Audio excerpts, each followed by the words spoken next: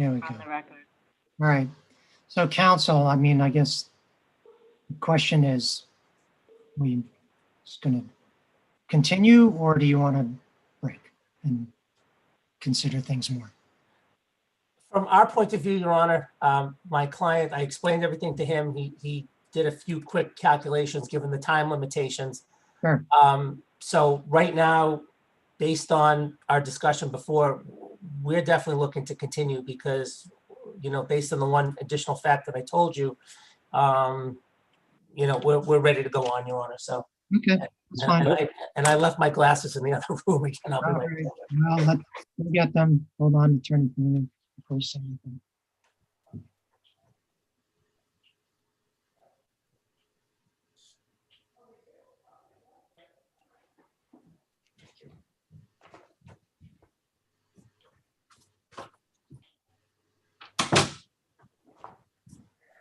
I apologize. I just started wearing them like about 2 months ago, and I'm still getting used to Yeah, this is dragging why, them around everywhere they go.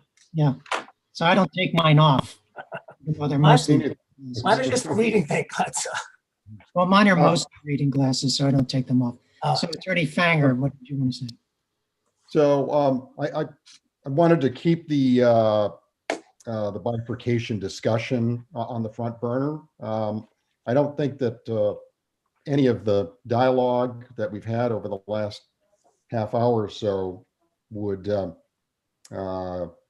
know, discourage the idea of bifurcating this. I think that sounds more and more that the other issues simply melt away if you know, the court decides in the first instance how the mortgage debt is to be applied. I just don't All think. right, so Attorney Mager, would you agree? Do you want to continue? Because if we say, sorry, I tell you guys to turn off your phones, I should turn off mine. If we say we're not going to get into this whole retirement thing because it's money that can be resolved easily, that would end up shortening this a lot. And also a lot of the evidentiary issues about that were subject to that. So from my point of view, Your Honor, as I said, I mean, I don't, in terms of bifurcation, I don't see what we're bifurcating here. The 90% of this is you making the decision about how the mortgage gets split.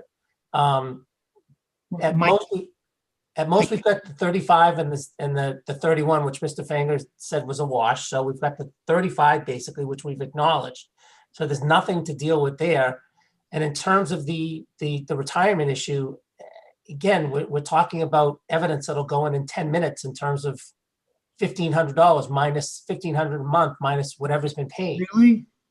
We just had a series of motions in limine. There's like 8 exhibits that are like in dispute. We've got this massive dispute about what the agreement between the parties was. We've got a dispute about whether Mr. Schiarizzi is really retired, so he's going to get examined on what he's doing. You know, so that's fine. If we want to continue doing it, we will, and we'll finish it all.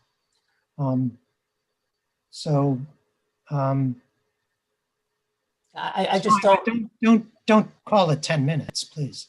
I don't see what really we're bifurcating here or what we're saving. Well, I can tell you what we're bifurcating. What we would bifurcate was I wouldn't hear any evidence about what happened starting in October 2019. We'd save that. But we can hear it. That's fine. I was prepared to. So so let's go forward. I'll hear it all. Let's get it done. And since we probably will need an extra day on the retirement issue, I can speak to my client that I might be able to resolve with Mr. Fanger in terms of coming to an adjustment amount. So that we probably can deal with. All right. But I suspect that Mr. Alberg is going to have to testify. I mean, this ties to this whole issue of the retirement and what the agreement was. And so we're going to have to, he's prepared to examine Mr. Alberg today about that. which we can. And then if you agree, that's fine. That's not the first time someone's testified about something that ends up being settled. But for now, we're going to hear it all. Okay? Can we, I guess maybe if we get to that point of the testimony before we break again, Your Honor, maybe we can just stop there and reconsider it where we are. And Okay. Well, perhaps, Is that where you are now? Is that what you're going to start with? well, I'm starting with where I left off, which is that exhibit that was admitted to Bene. But for example, Your Honor, if we just stipulate to a wash and that there'll be no claims by either party relative to the cash out from that 2010 refinancing, I can skip that.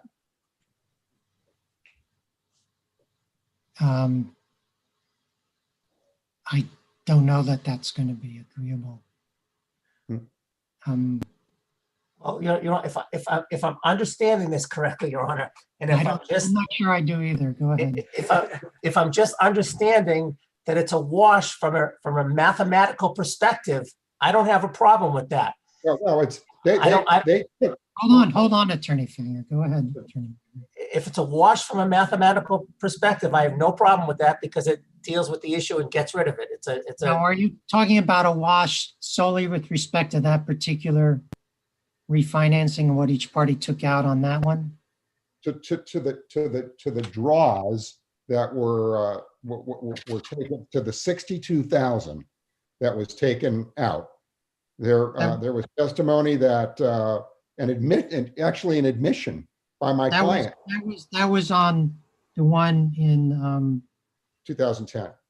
2010 with the HUD statement, and we keep talking about line 1604. And Right. so that particular refi where the allegation is money was taken out and from both sides, and that you want to treat that as a wash, that's what's on the table. That's what Attorney Fanger is saying, I think. Is that correct? And I have no, Your Honor, from a mathematical point of view, I have no problem as long as the court's not going to infer anything else from that, other than that.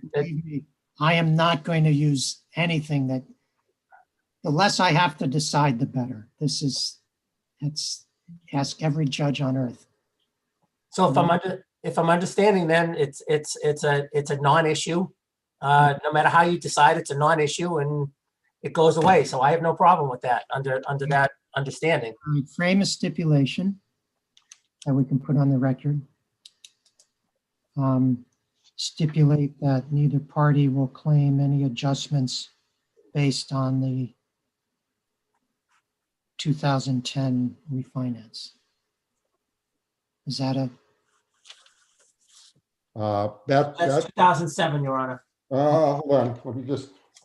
March 8th, 2007. Sorry, yeah, that was Exhibit 9, right? Correct, Your Honor.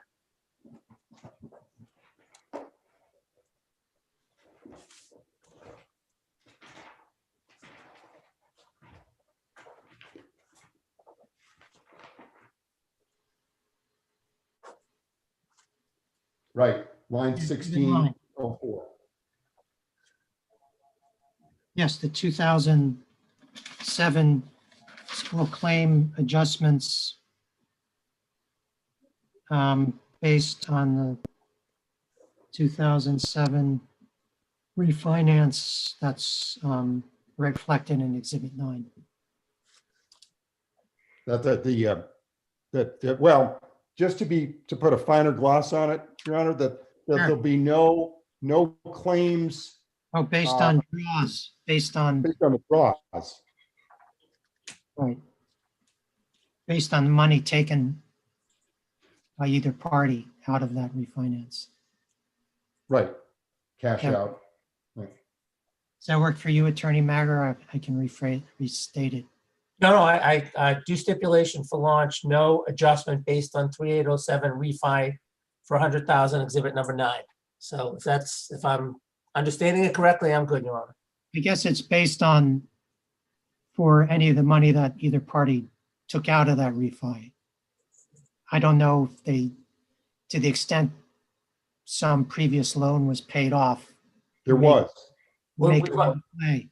We've already stipulated, Your Honor, that that was paid, that was rolled into the next, I believe we stipulated that was rolled into the next refi, so that takes care of that. Right. So I'm going to say it like this, and tell me if I'm wrong. Parties stipulate that neither party will claim an adjustment based on disbursements made to either party from the 2007 refinance with Citizens Bank. That's reflected in Exhibit 9. It's Exhibit 9, right? Yeah, sure. Exhibit 9, right. Exhibit 9. Does that state what you guys are stipulating to? From our standpoint, it does. Sounds reasonable to me, Your Honor. Okay, all right, so we'll stipulate on that. We can skip that, and that means that Exhibit 24 can be struck, right? Because Exhibit 24 went solely to that, Uh, or did it? That's correct. That's correct. It did. Right.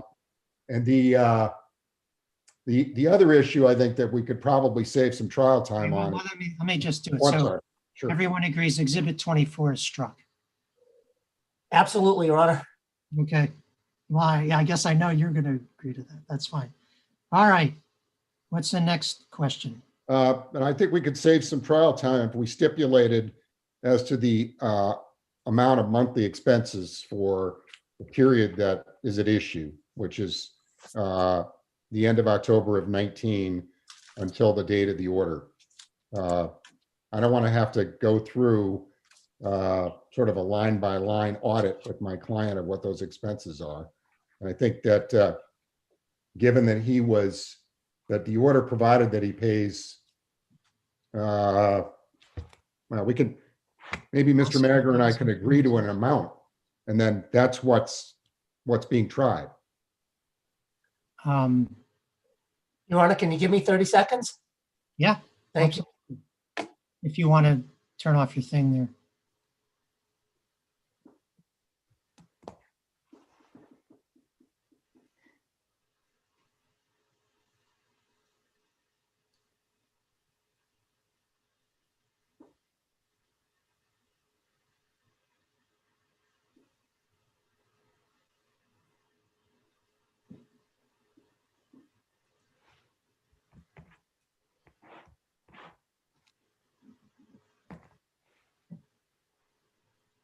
Okay, Your Honor. So based on Mr. Alberg's testimony yesterday, where he said that the 1,500, hold on, I lost my video. Hold on.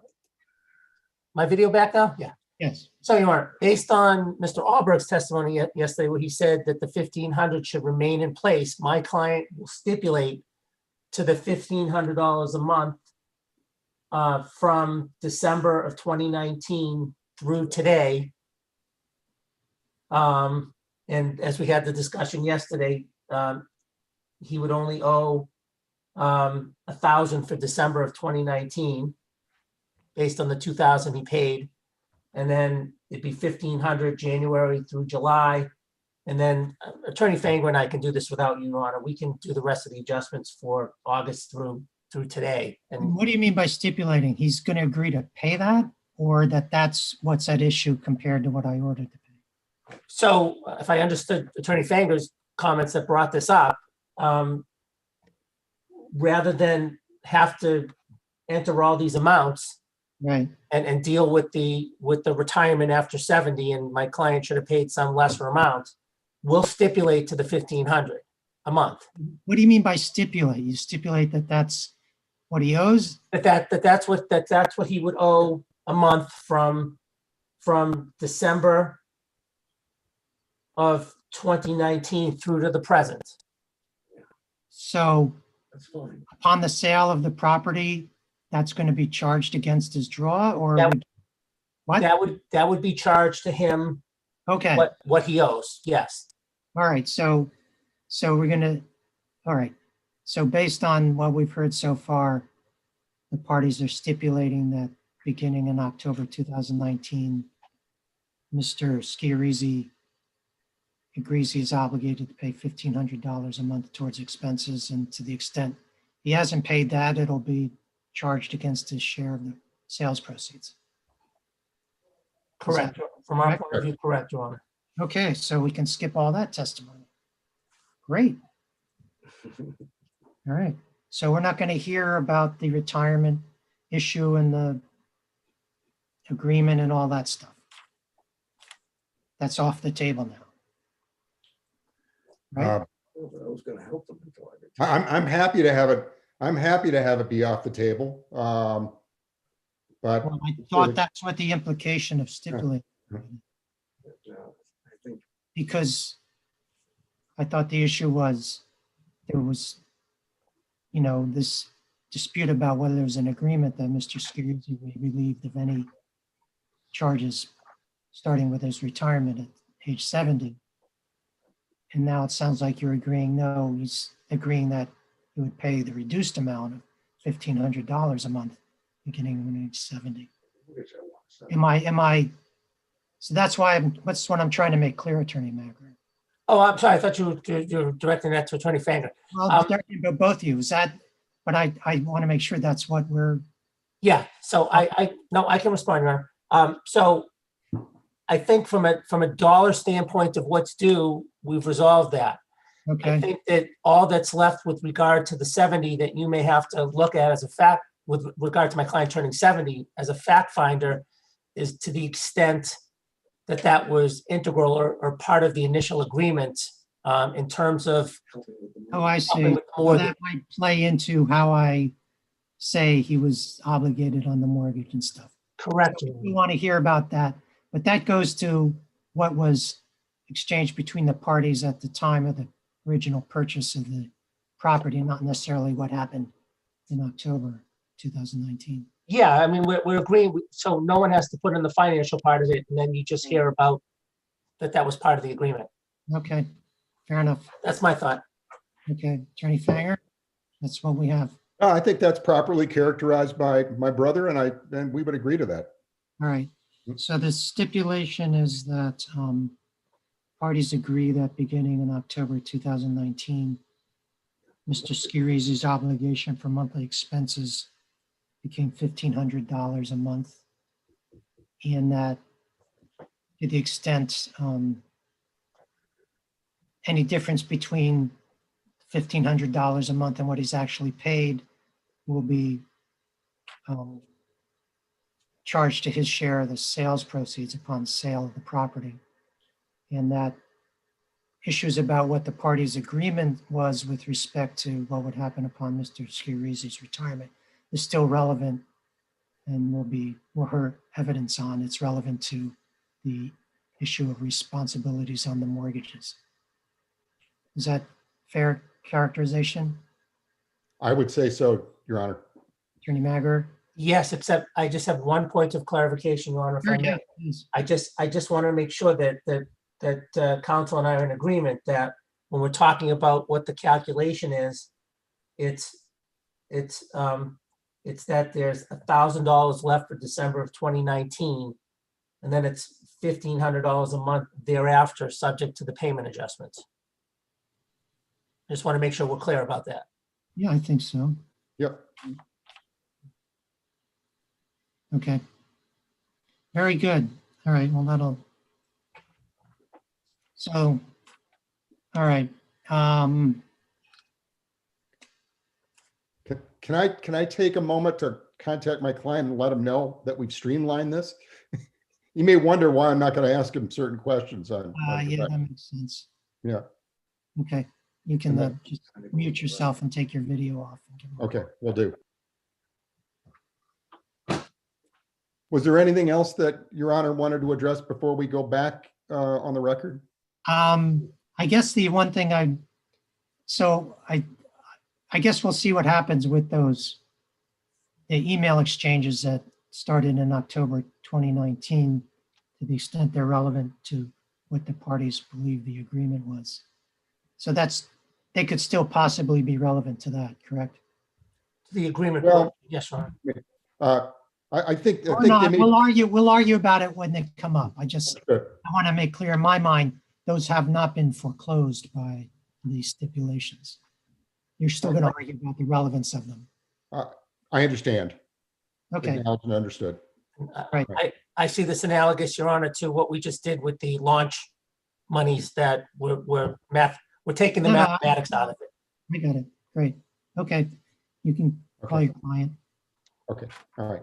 Thank you. Thanks. I'm going to mute myself and take my video off, Attorney Maragor.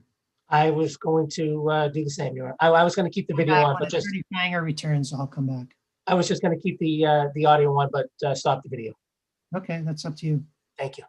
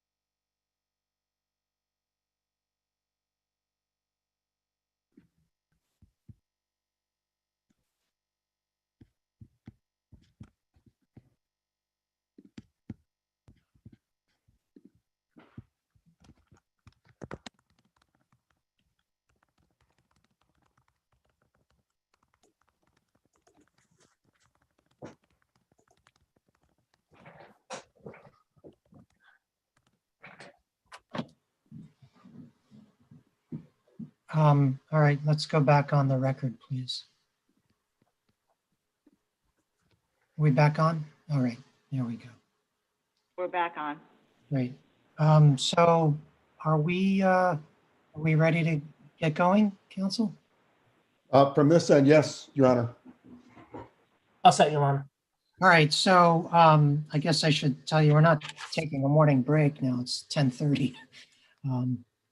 So maybe if there's a point at which you really need one, just say so. Well, but might as well just go through the little before 1. Okay? All right. All right, so you may call or recall your witness. Sure, I'd like to recall Chris Alberg. He may be in the waiting room. Yes, you should be let in shortly.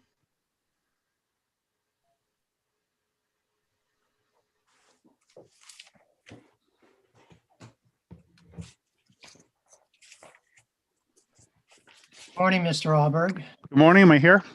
Yes. So I was in the process of trying to close my other YouTube window to make sure that we weren't overlapping. Okay.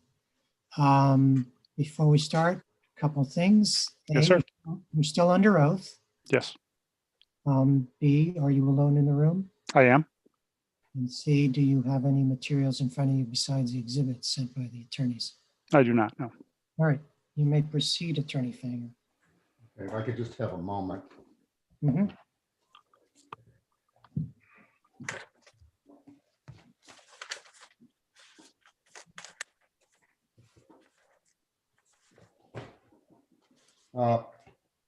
Mr. Alberg, good morning. Good morning. Directing your attention to Exhibit 10 in the agreed upon exhibits.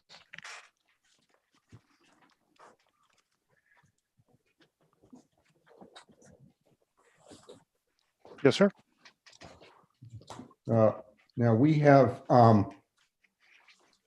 stipulated in the written statement of facts that was filed prior to the start of trial that you and Nina signed this note as well as a mortgage on December 28, 2010, and that Nick was not on the note but was on the mortgage. Let me ask you the same question that I asked relative to one or more of the prior transactions that we discussed on Wednesday. Why was Nick not on the note, but was on the mortgage relative to this financing transaction? So in the case of this transaction, we all, Nina and I on one hand, Nick on the other, we all had our personal bank accounts at Citizens. And as such, we had received communication from Citizens offering attractive interest rates for refinancing. And we collectively, the three of us, decided that we were going to go ahead and apply for that. And we did. And in the process, I think I was the person pretty much running point on that process.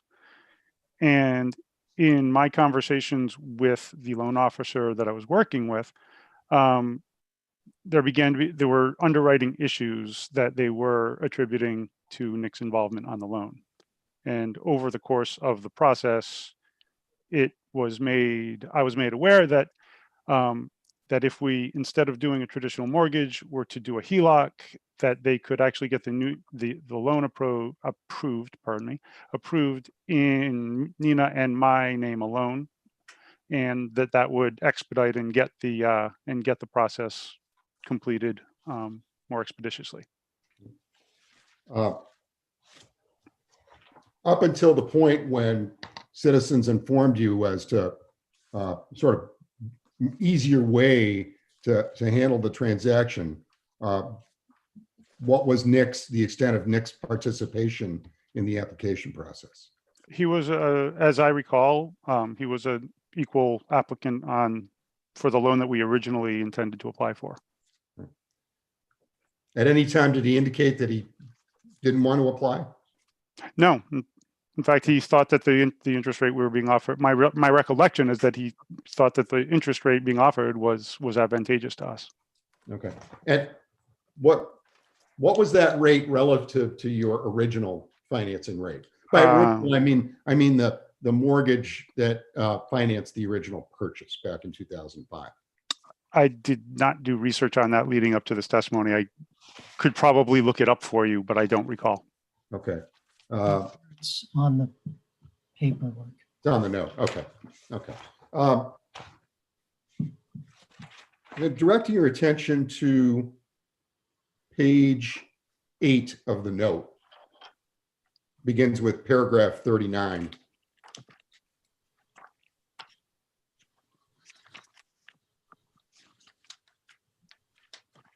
The paragraphs are numbered. Am I looking at the? Paragraph 39, interpretation, is at the top of the page in bold. And what page is that supposed to be on? It's on the Oh, eighth page 8? eighth page of the note. Oh yeah, your PDF got out of order. Is this exhibit 10 still? Yes. It looks like page 8 and page 9 got transposed in the copy. Yeah, I think that's right. My Give me, apologies. Yeah, take your time, turn around. Let us know when you got it. Yeah, the one you were the one that says interpretation at the top. Right. I have it here, so I'm ready.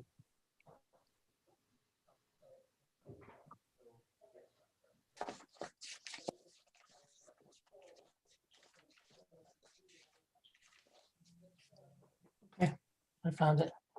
Okay. Okay, go ahead. Okay. So, Mr. Alberg, direct your attention to the bottom third of the page there, where there's a heading in bold that says authorization of payments to third parties. Do you see that? I do. Okay. And you see that there's a line item for payment to Citizens Bank of $93,606.23. Yes. And what does that represent? That represents payoff of the previous second mortgage that we had taken in 2007 with Citizens. And how about the line item below that, which is $333,886.59 paid to Wells Fargo home mortgage? What does that represent? Yeah, Wells Fargo was the mortgage servicer from the original 2005 mortgage. Right, that's the big loan as opposed to the smaller one. Correct. So that's the Cambridge Mortgage Group loan? Right. It was originated through Cambridge Mortgage Group, eventually sold off and managed by Wells Fargo. And you see that at the bottom. This was the original mortgage that you purchased the property with, right? Yes, that's correct. Okay. And you see that at the bottom, there's an entry for undispersed funds in the amount of $22,507.18. Do you know what that represents? I represents money that was not used because this was a HELOC. It came with a cap as opposed to a hard cash amount. And that 22,000 was money that we were, I guess, under the terms of the HELOC authorized to take, but that we never took. And at the closing on this financing transaction, were the amounts that are listed to be paid to Citizens and to Wells Fargo actually paid? Yes, they were. Okay.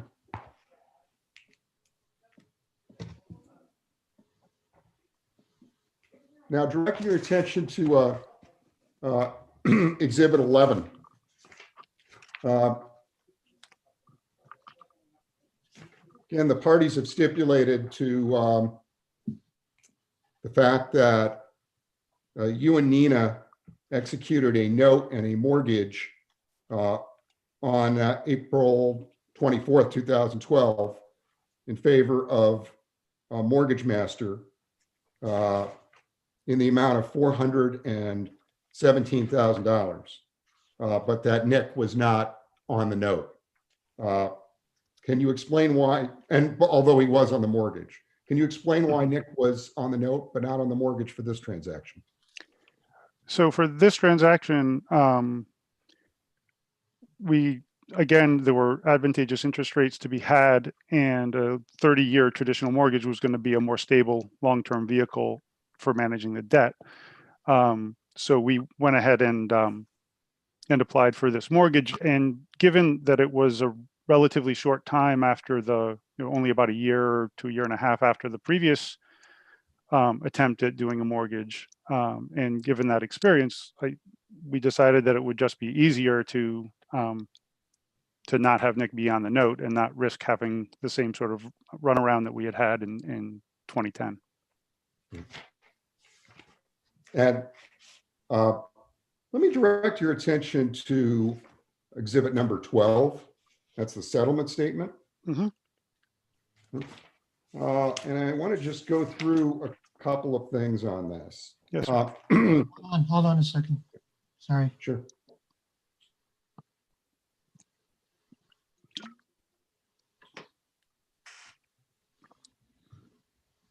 So Exhibit 12 is the settlement statement for the mortgage master loan and mortgage, correct? Okay, Correct. Right. okay, you may proceed. Mr. Alberg, does your signature appear on exhibit 12? it At does. least Yes, on sir. the first page? Yes, sir. Do your initials appear on pages 2 and 3? Yes, sir, they do. Okay. And is this a settlement statement that you executed in connection with the refinancing transaction that I've just asked you about? Yes, it is. Okay.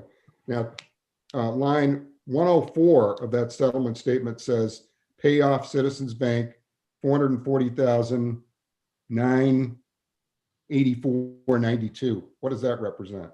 That represents paying the settling of the HELOC that we were talking about previously with Citizens, the one we took out in 2010. Okay. And going down to line 204, that says proceeds from second loan, 26,000. What does that represent? So in 2012, in April of 2012, we applied for simultaneous loans. As you can see, the balance from that Citizens loan was $440,000, and the gentleman Jerry McCarthy, who worked at Mortgage Master, advised us that any mortgage loan in excess of $417,000 would be considered a jumbo loan and would get less favorable interest rates. And so on his recommendation, we applied for two separate mortgages, a primary mortgage in the amount of $417,000 to be just under the jumbo cap. And then the balance of what we needed to pay off the 2010 Citizens loan, we applied for separately in a second mortgage. And Objection, Your Honor, may be heard.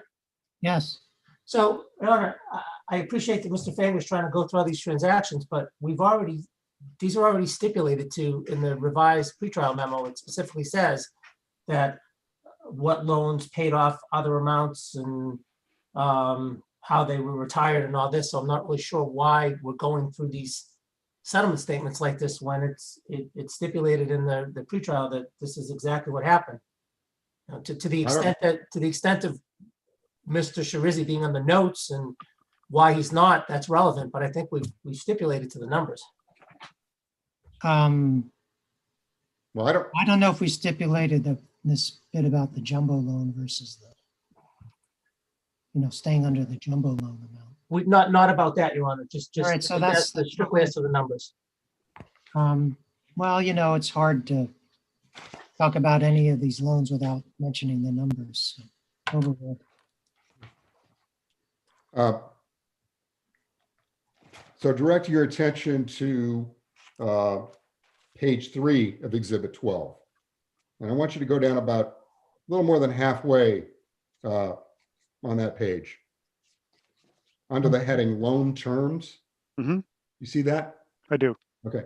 And you see it states your initial interest rate is, and then it says 3.875%. Sorry, counsel, I'm sorry. Oh, sorry about that. Loan terms. Okay, go ahead. I'm sorry. Go ahead. Repeat your question. Sure. Mr. Alberg, do you see that on the third line under the heading Loan Terms, it says your initial interest rate is 3.875%? I do, yes. Okay. And did that turn out to be the interest rate that you paid on the mortgage? I believe so. Okay. And was this a 30-year fixed rate mortgage? Yes. Okay. Did you And did you, when you worked with Jerry McCarthy, how did you know Jerry McCarthy? He was a personal friend of Nick's. Okay. And did Nick refer you to him? Yes. Okay. What was Nick present when you signed the note and mortgage for this transaction? Yes, he was. Right. And did Jerry McCarthy work with you to try to find a product that had a favorable interest rate? Yes, he did. And what was the purpose of this financing transaction, to reduce the interest rate? Yes, that and to stabilize it, because the line of credit from Citizens from 2010 was a variable rate, and so both to lower and also to stabilize. Okay. And was the U.S. Alliance loan, the 26,000 loan, was that, what kind of loan was that? Was that a fixed or HELOC, adjustable? What was it? Off the top of my head, I do not recall. I think it was fixed, but it might have been variable. I don't remember. Okay. And the U.S. Alliance loan is the second loan from the 26,000? That's correct.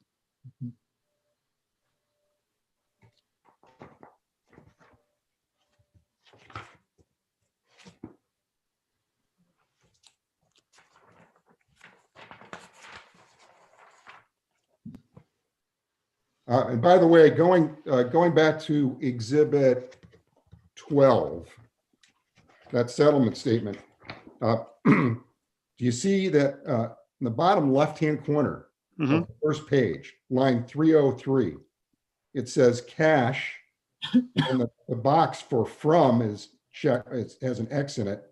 So it says cash from borrower, $2,110.97. Did someone pay that amount at the closing? Yes, I'm Who sure. did it? I don't Paid it. recall. I don't recall.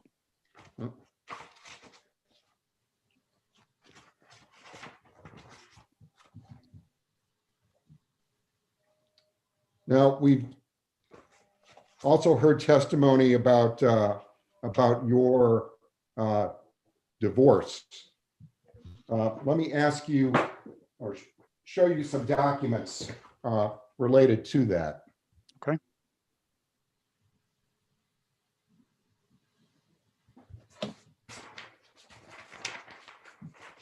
I'd like to direct your attention to disputed exhibit T. Hold on one second, please.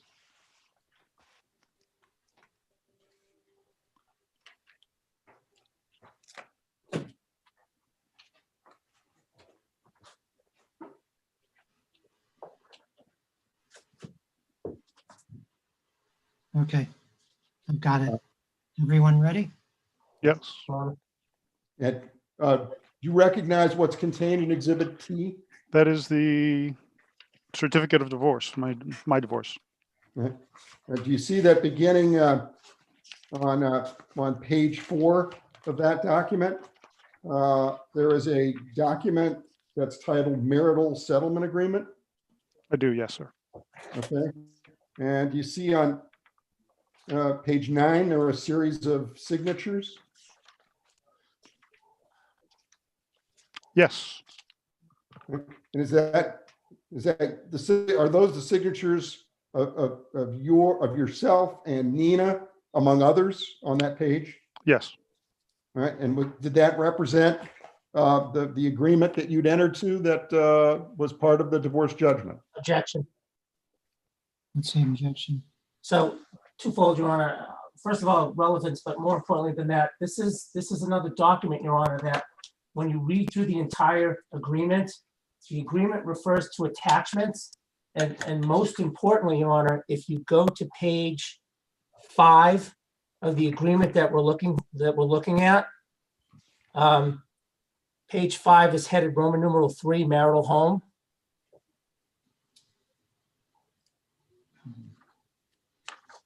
Yeah, okay. And you can see, Your Honor, that's all crossed out, and on the right it says, please see separate sheet. I don't see that separate sheet, Yeah, which I think is kind of important. Your Honor, it's a separate exhibit that was going to be the next exhibit that I showed to my client. okay.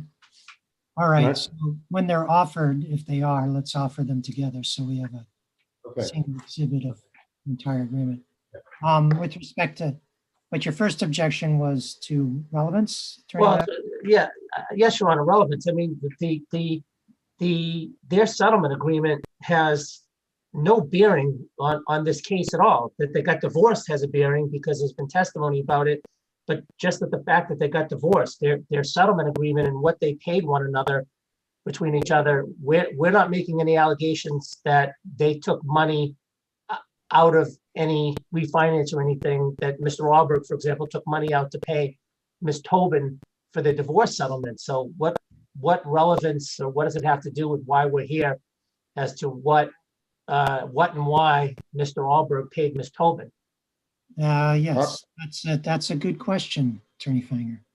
Yes, and this is the first time, Your Honor, that I'm hearing that there's not a claim that my client took money from any kind of financing in order to buy out Ms. Tobin's interest in the property. I'm happy to move on, and as long as it's made clear on the record that they're not making any such claim, but that claim was offered up very early on in this case.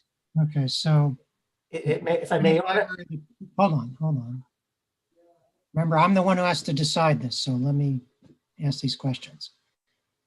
So if I understand Attorney Fanger correctly, he thought this was relevant because you guys were making some claim that Mr. Alberg had to do some financing in connection with the divorce that should not be part of, not be, would change the obligation for Mr. Schiarizzi. Is that part of your claim? correct, Your Honor, because they pursuant to discovery, they provided us with the check Right. from Mr. Alberg's mother, and with the check then that he paid from that to Ms. Tobin. So they. All right, they your established objection the chain, so. overruled. This becomes relevant. Overruled. You may continue. Okay. Now I'd like to show you, Mr. Alberg, or direct you to Exhibit R in the disputed exhibits binder. Yes. Yeah, well, hold on.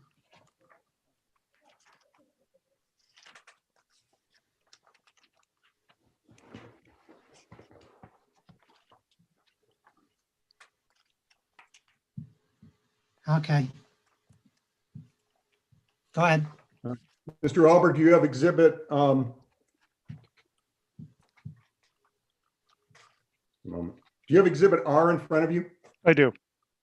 Okay. Are the signatures on this document those of you and Nina? Yes, they are. Okay. And was this part of your divorce settlement agreement? It was. Yes, sir. So I'd like to offer, Your Honor, in tandem, exhibits R and T.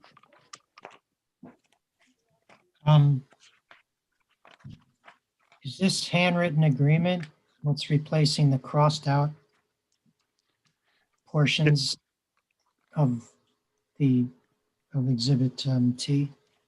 Yes, Your Honor, that is correct. Okay. We were sent out by the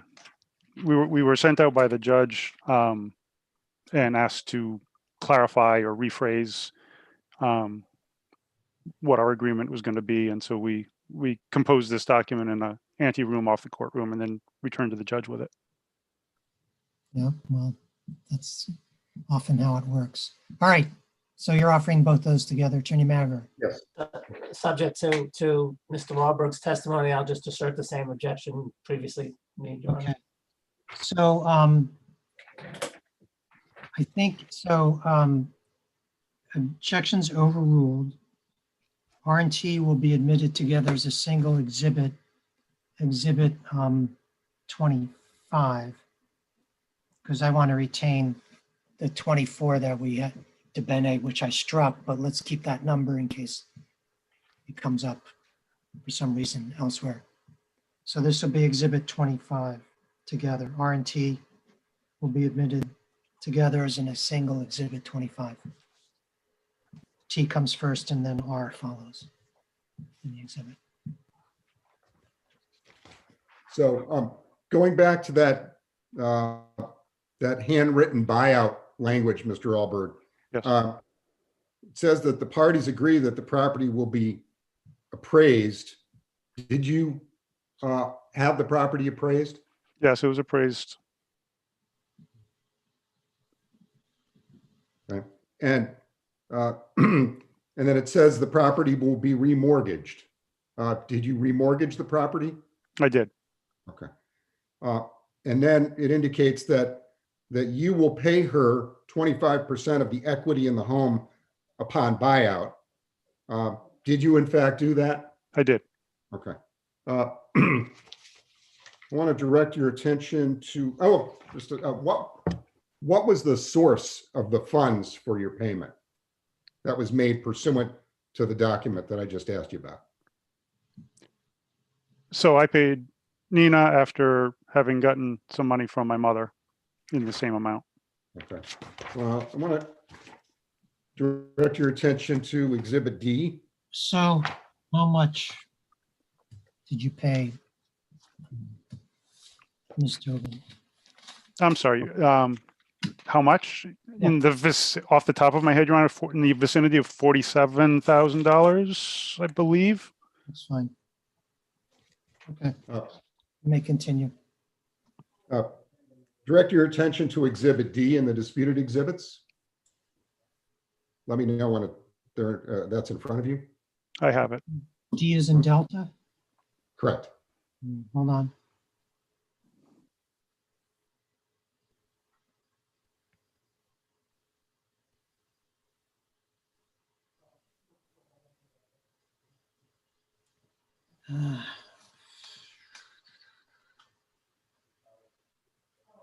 Okay, Okay.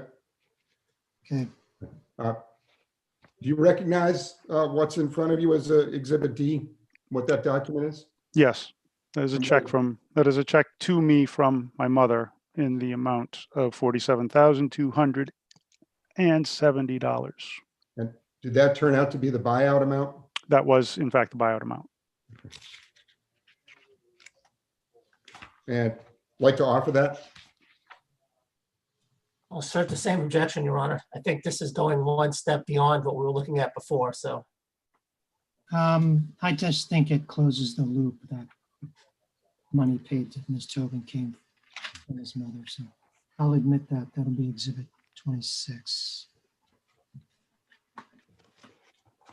And then I'd like to show you or direct you to disputed Exhibit S.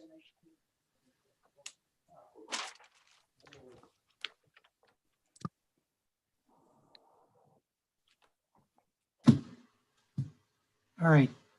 Let's, You there, Mr. let's- Albert? you're gonna offer, this is the check you gave to your wife? That is Yeah. correct. That is correct, sir. Fine. Offer it, let's get it done. Let's move on. Okay. And No, offer it. You have to offer it. I don't admit. well, I'm sorry. I'd like to offer it. Sorry about that. Go ahead, Attorney Magrin. Just for the record, I'll assert the same objection. All right, so overruled, disputed, S is admitted as Exhibit 27.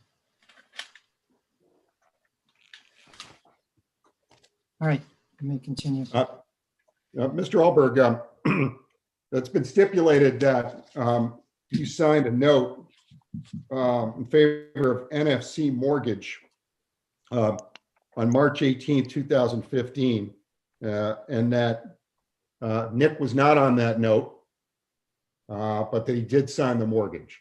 Why is Nick not on the note for this transaction?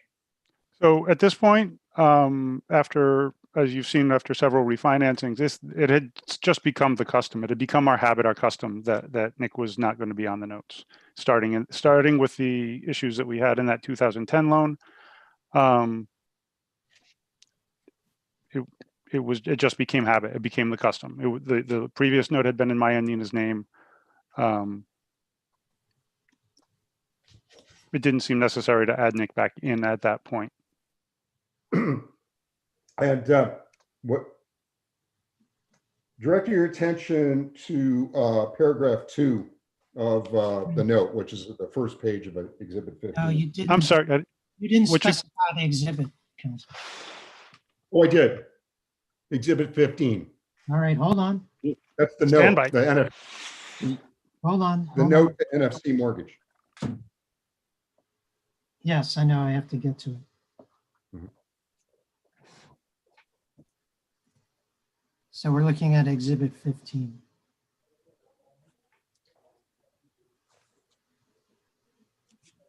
All I'm right. ready. I'm ready when everybody else is. Do you see, and who did you work with to try to get financing pursuant to the buyout agreement? I'm sorry. You mean in terms of the loan originator? Right. Did you work with a particular person? I don't recall his name, although he does text me from time to time still. But he was not somebody who was known to me. I applied to I believe it was Bay Coast Mortgage was the original loan originator, and it was whichever guy they assigned me. Okay. And did you work with that loan officer to try to find the best rate? Yeah. Okay. Yes, I did. All right. Direct your attention to paragraph 2 of the note. You see that there's a reference to an interest rate of 3.75%. Yes, sir. Okay.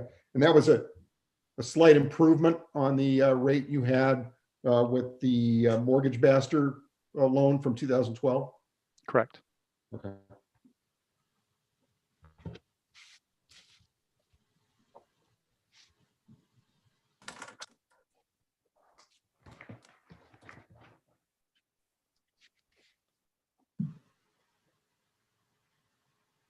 And I believe we've stipulated to the payoffs from that refinancing, which are reflected in Exhibit 16.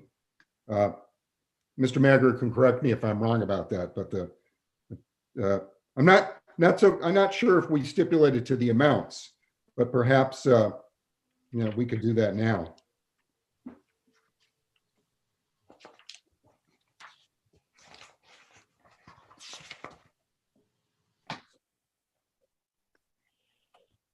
Your Honor, I believe we say the proceeds of this mortgage, number 12, the proceeds of this mortgage were used to pay off the mortgage granted to Mortgage Master Inc. dated April 24th, 2012.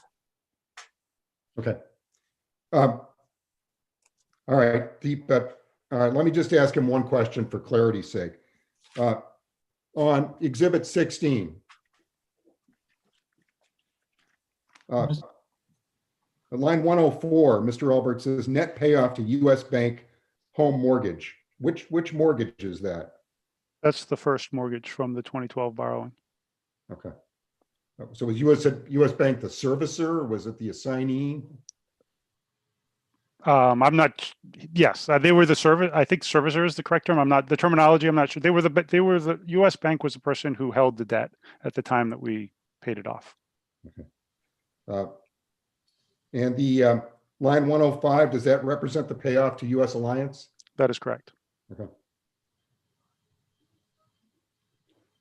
Did you draw from this loan for your own purposes? Either loan for your own purposes? I did not. I would not say I drew on it. If you were to look at the bottom of the exhibit, you'll see there was a cash out to me of $147, which I think was a clerical issue, a difference perhaps between what the buyout amount was when we called the banks and what it actually wound up being on the date of closing. But there was no other than that 147, there was no other cash out. Now I want to direct your attention to Exhibit 17. And we've stipulated that this is a deed that was signed by Nick, Chris, you and Nina, conveying the property to Nick and yourself. Where were you when you signed this document? We were in the office of Attorney Joe Proul. All right. And who's Attorney Joe Proul? He is he's an attorney that Nick knows. I think he was Nick's attorney for I think a long period of time, but he was certainly Nick's attorney at that time. And did you or Nina prepare this deed? No, Did you have any input into its content? I did not. No. Was Nick with you when you signed the deed? He was, yes.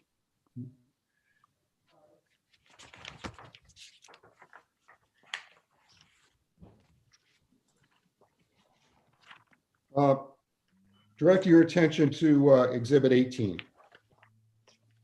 Okay, yes, sir. Mr. Schiarizzi signed this deed, right? Right.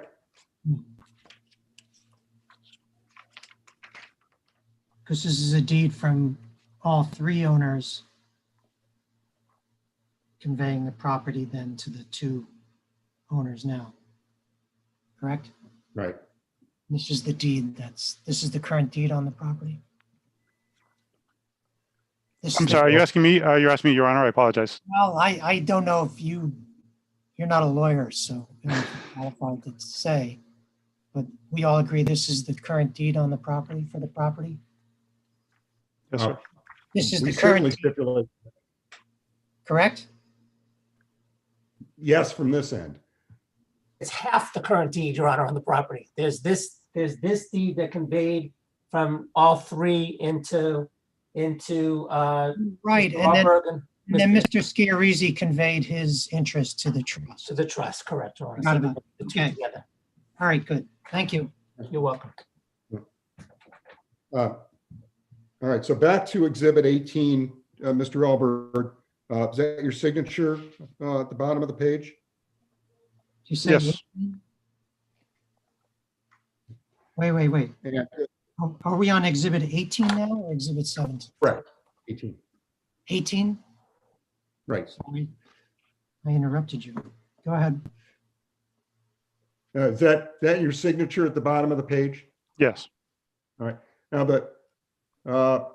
the parties have stipulated to the fact that you signed this note in favor of Rockland Federal Credit Union on October 27, 2017, and that Nick signed the mortgage, but that Nick did not sign the note. Why did Nick not sign the note for this transaction?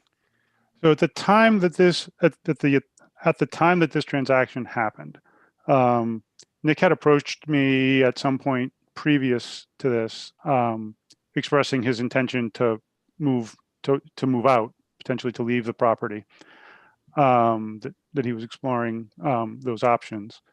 And we took out this loan, or this line of credit in order for me to have access to funds for a buyout.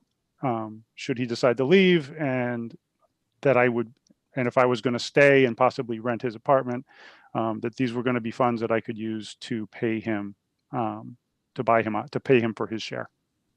That was the original intent of the loan. Now, since you closed on that transaction, have you taken any draws off the equity line? Yes, I have. And what is the purpose for which you've taken those draws? So we did not use it for the reason that I just mentioned. At the end of the day, Nick decided to not move out at that time. And then I believe it was the winter of 2018, fall into winter of 2018, I decided that it would be beneficial to the property to have vinyl siding put onto the original part of the house that would then match the vinyl siding that was put on to the addition that was the 2005 edition. Prior to that, I had aluminum siding on the other part of the house. And so I took draws to fully answer the question. I made draws from this line of credit in order to reimburse myself for the funding of the siding, for the payments on the siding. And how much were those payments in total? So those payments were a total of, I want to say 22,000-ish. I'm sure it's in one of the other exhibits somewhere to find the exact amount. Sure. Let me direct your attention to exhibit 22.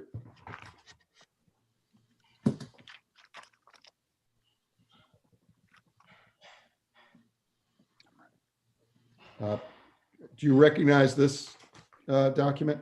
Yes, that was the proposal for the siding work that I just mentioned. Okay. Is that Hold your on, signature at the bottom? hold on. Yep. Sorry? Sorry, I need to speak up, I know. I'm just, it's way down here. Look around page 283, PDF page 283, Your Honor, might be close to that. I apologize again. 22. Oh, okay. I see it. Oh, so this is the invoice for the siding or the proposal Right. for 21,893. Okay. And does that correspond with the amount that that you paid through the Rockland Federal Credit Union equity line for the siding? For the siding, yes. And prior to having that siding project go forward, did you have any discussions with Nick about who would be responsible for that? Yes, it did. And what was the substance of that discussion or discussions? So I suggested to Nick that it would benefit the property, it would benefit both of us to have the siding done. And I expressed to Nick that I would be, first of all, because he had signed on to the Rockland line of credit. I asked him. He didn't sign on to the. I mean, I'm sorry. He was a co-owner of the property. He had signed them. I'm sorry. Objection. All right. No, he didn't sign the note, but he did sign the mortgage for the line of credit, right? Yes, I'm sorry. I was not trying to imply otherwise. I just don't have quite the fluency with those terms yet. So I went to Nick and essentially said to him that I was going to borrow, or asked him if he minded if I were to borrow money from that loan to do the siding. And I expressed to him at that time that if he thought that he was going to that he was going to stay put in this house for another 4 years, that I would manage the paying back of the siding in its entirety. And what was Nick's response? He was he was amenable to that.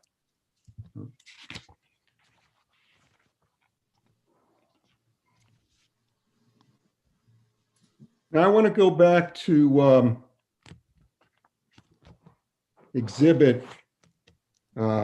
disputed exhibit G. Actually, I don't think we've been there before. All right. I'm sorry. Give me a second.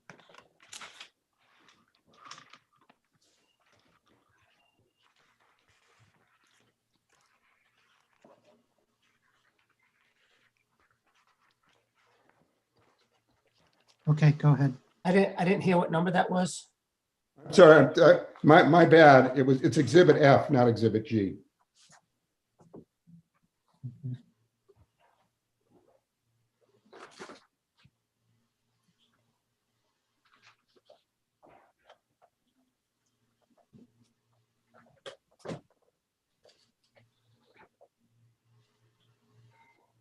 I'll wait until everybody is actually All right. has it in front of them. I have it. Okay. I need to switch books. Hold on one second. Sure.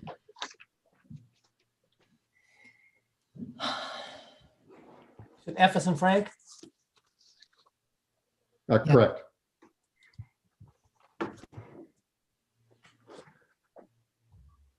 Okay, you may proceed. Mr. Alberg, do you recognize what's contained in exhibit F? Yes, sir. And what is it? So this is an example of the type of thing that I would hand to Nick on a monthly basis regarding the monthly bills, and then there's a additional note on the bottom. Did you in fact deliver this to Nick? Yes. All right. And what's the it indicates near the top March 1st. What's the year in which, or what's the year that's applicable to this document? This would be 2017. And so below that, in the non-bolded type, it begins by stating, "In other news, the solar has now been turned on." What does that refer to? So I, as you might expect, I had solar panels installed on the house, or we had solar panels installed on the house in over the late winter of 2016 into 17. And whose idea was it to put in solar panels? It was mine. Okay. Did you, prior to the work actually being done, did you have discussions with Nick about it? I did, yes. All right. And do you know whether there was some sort of solar fair at the Westwood Library? There was. Did you attend that? I did not, but Nick did. Okay.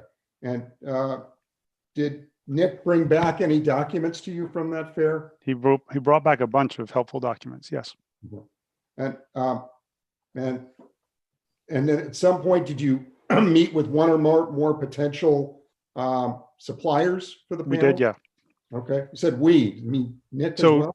I recall Nick definitely being present for one of them. I know that I met with, I think, 3 of them, and I know for sure that Nick was present for one of those 3.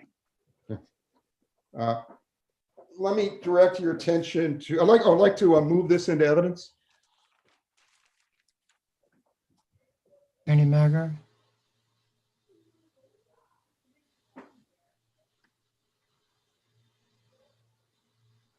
Counsel, do you have any objection? I'm actually looking on. I apologize. Okay, sir.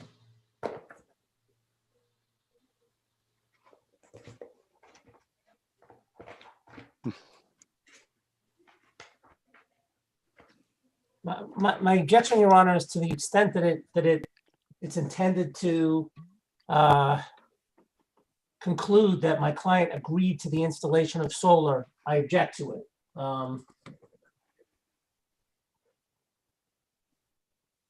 Why? Well, because the testimony would be my client never agreed. As a matter of fact, my client declined. All right, well, that will go to the weight, right? Correct, Your Honor. Okay. All right, the Your Honor, objections- it's really offered more. I'm overruling his objection, counsel. Okay. Wait for me, you might get what you want without. Okay. I know I got what I wanted. Okay. All right, so F, disputed F, objections overruled, disputed F is admitted as Exhibit 28.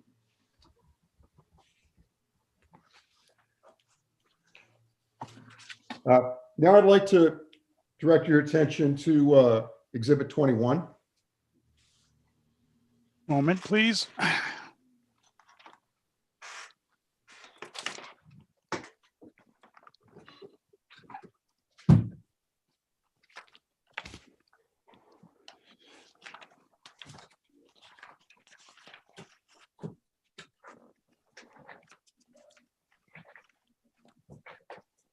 Your Honor, do you have it in front of you? I do. Okay. Do you recognize Exhibit 21, sir? Yes. And does your, does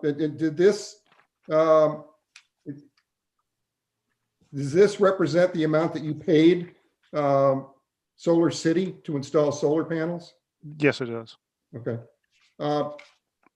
And who has paid the, how did you pay for the installation?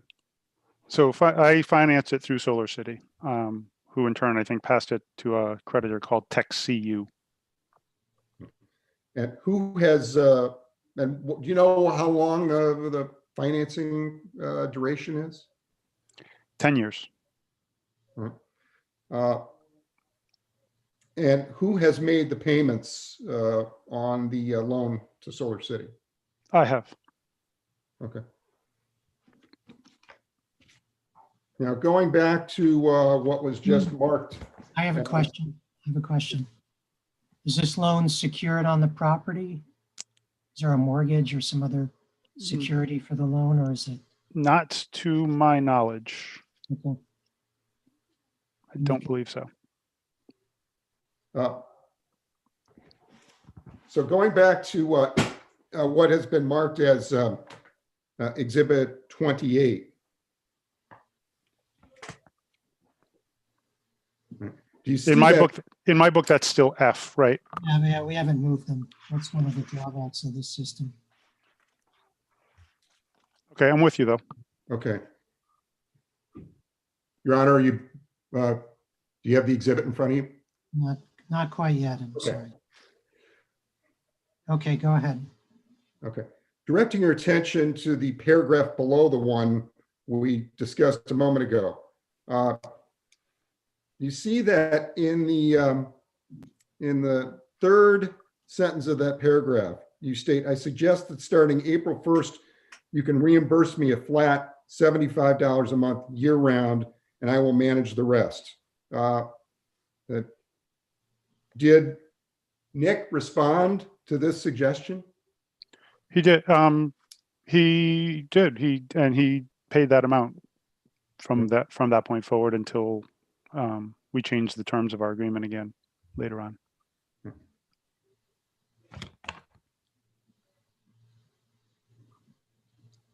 Now, do you have an opinion as to the extent to which the installation? Oh, by the way, let me withdraw that question.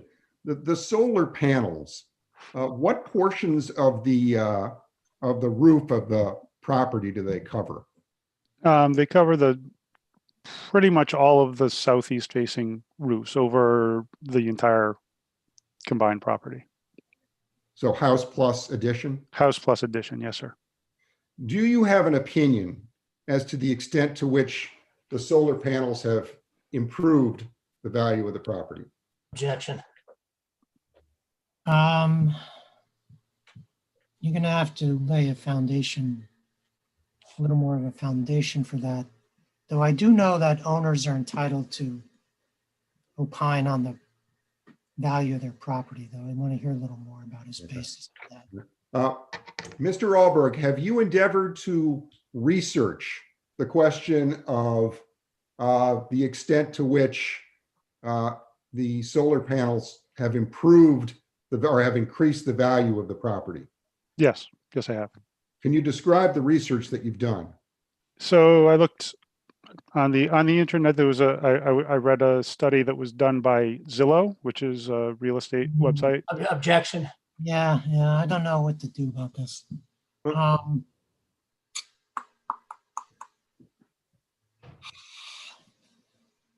Because clearly he can't tell me what Zillow said on the internet. That's right. I'm not, and I hearsay that. Yeah. Go ahead. Just to clarify, Your Honor, all I'm doing in asking him this question is to basically bring out the fact that he did some due diligence as opposed to just coming up with a value off the top of his head. And I think an owner is. You know what? Yeah. Look, I think I'm going to hear it, but I don't know if I'll give it much weight. And certainly if we're getting, I don't know how much weight I'm going to be able to give it in terms of actually crediting him for this amount, but I'll hear his opinion on it. Can I ask him at least what sources he consulted without him describing? You can ask him what sources. I don't want to hear what they said. It's not admissible.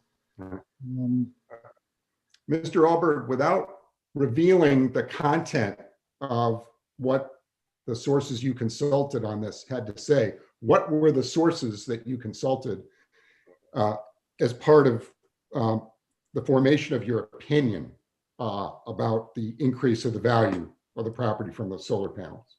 So one was it, as I mentioned, one was a study done by Zillow, and the other one was done by a place called Berkeley Labs and reported in the energy.gov website.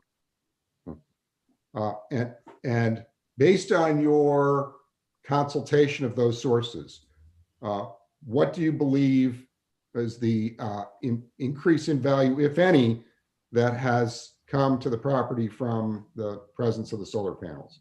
Objection. Okay, overruled. I am extrapolating from what I read somewhere between $10,000 and $20,000. Objection.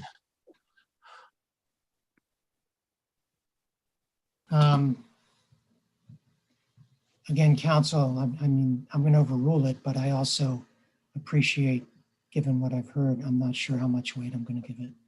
And you get to obviously cross-examine him on that. You may continue. What was, Your Honor, could he restate the amount that he said? Between $10,000 and $20,000. Thank you. Mr. Alberg, do you also have an opinion of the extent to which the value of the property was improved, if at all, by the installation of siding? Objection. Well, overruled. I guess I better be consistent. I have understood that it to be in the vicinity of 70% of the cost of installation. And in connection with that, the opinion you just rendered, did you consult any sources? Yes. What sources did you consult? I apologize. I don't recall. There were internet sources, once again, real estate based sources, but I don't recall the names.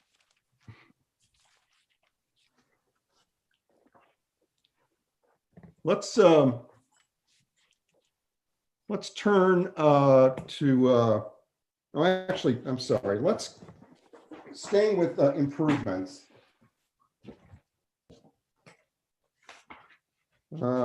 Directing your attention to Exhibit 23.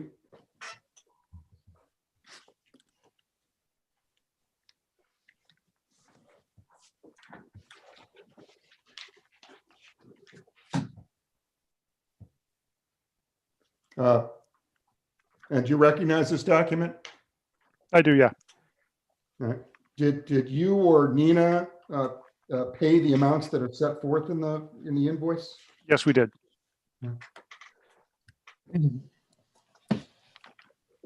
And Wait. sorry. What's the date on this?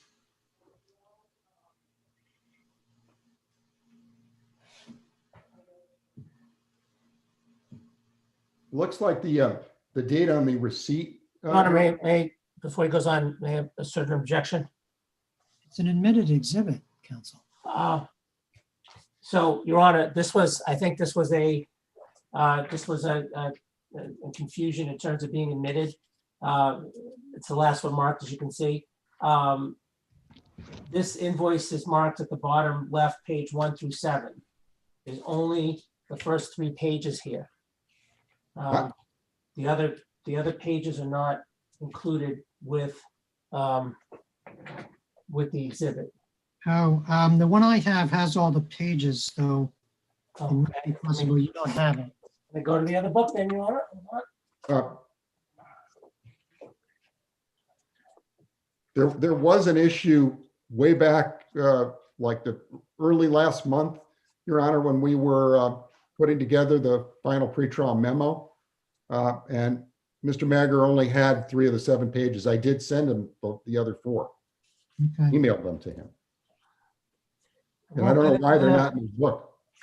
I won't get into the background, Your Honor. I'll just say I see the other pages here now, so Okay. it is what it is. All right, so, hey, I know it's in, but just help me out what this is. Sure. Mr. Alberg, what does this invoice relate to in terms of improvements to the, if any, to the house? I would like a time frame too, please. Oh, so do you know, can you tell what the date of this invoice is? It says it says on it that the quote is valid for this date, 12/31/2005. Okay, continue. Okay. And do you know what this relates to? Counters that were installed in the kitchen in our side of the house. Uh, Are there any other improvements that to the house that we've not discussed to this point that you either made or paid for? Yes. And what were those? So in 2005 or six, during concurrent with the construction of the apartment, we had a new furnace and hot water heater installed. And Additionally, how much did you pay for that? that was $6,000 or around $6,000 to the best of my memory. The Is that the current heater and hot water? It is system? the current one, yes. Mhm. What else? So the addition that was built, involved taking off a pass-through breezeway and the existing garage, and in part of the footprint that was poured for the new addition, we gained space in our kitchen. And in that space, Nina and I bought and paid for the installation of the finished flooring, as well as the baseboard heating system for that room. Do you recall how much you paid for that I work? think that was also around the flooring, I believe, was around $2,000. The heating was less. I bought the baseboard radiators. I installed them myself. So the cost of materials was, I don't recall, but in the hundreds of dollars in materials there. I at one point I built a shed in a 8 by 12 foot shed in the backyard. Did the labor myself, bought the materials. I'm guessing $1,500 to $2,000 worth of materials. But I did the labor myself in the build and with friends. I had a wood burning insert installed in my living room, and there had been a fireplace there that we had never ever used. But I had a wood burning insert installed there, cost of about $3,000. Yeah, let me direct your attention in that regard to disputed exhibit A.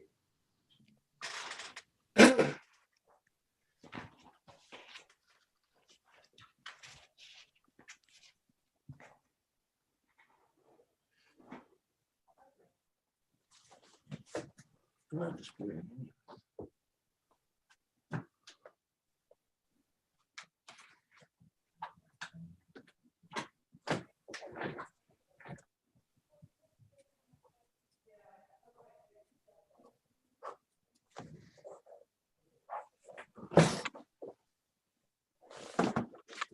Okay. Me. Mr. Alberg, do you recognize disputed exhibit A? Yes, that is the permit that was pulled in the installation of the wood burning insert that I just mentioned. I'd like to offer that. No, I don't need it. What's the date? November 19th, 2016? Correct. Okay. Mhm. There's no price on this, right? 3,000 at the top right-hand corner for estimated value.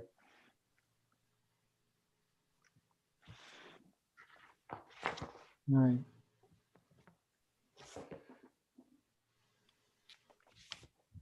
Now, I'd like to discuss- Yeah, I'm not sure I need this. I've got, understood. you recall how much that cost, Mr. Alberg?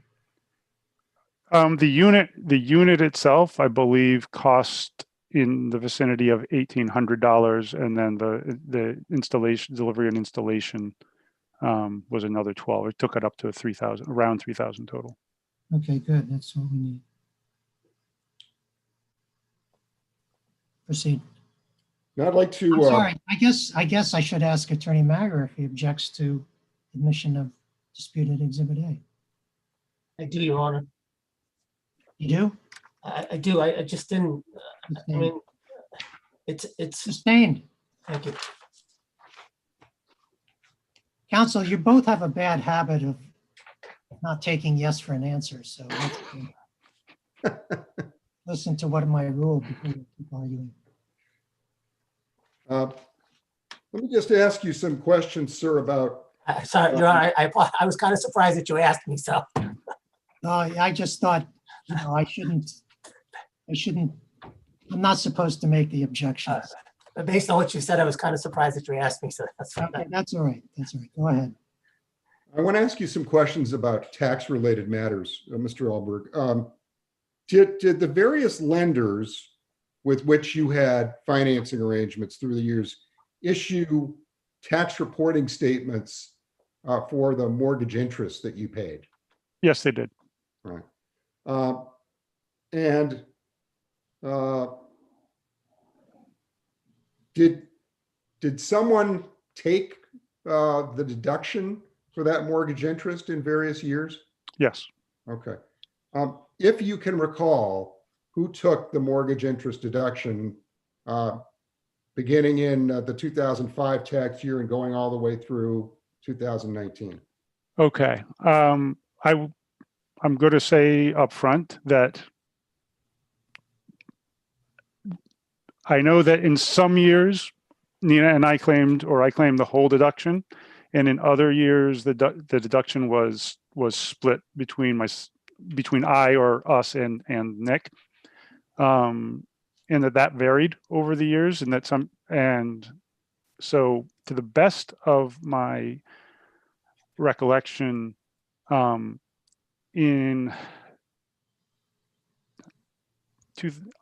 until 2007, I believe Nina and I took the full deduction.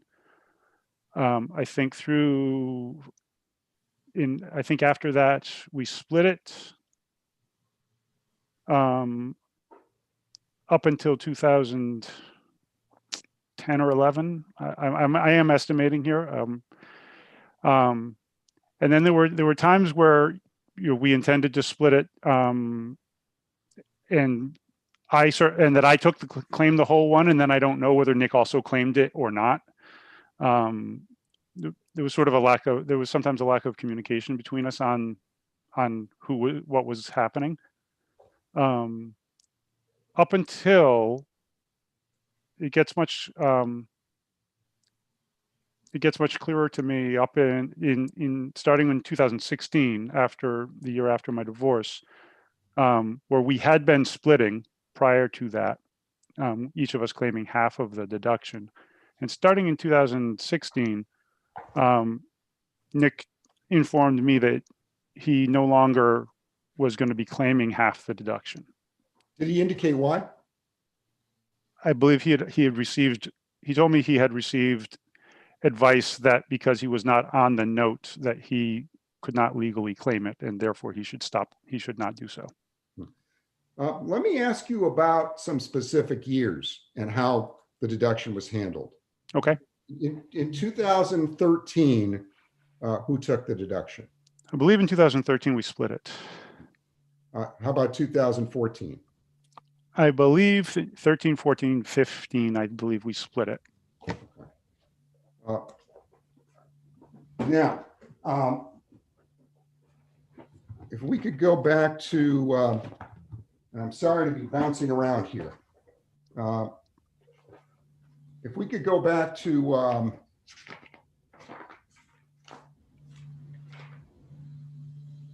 Exhibit G.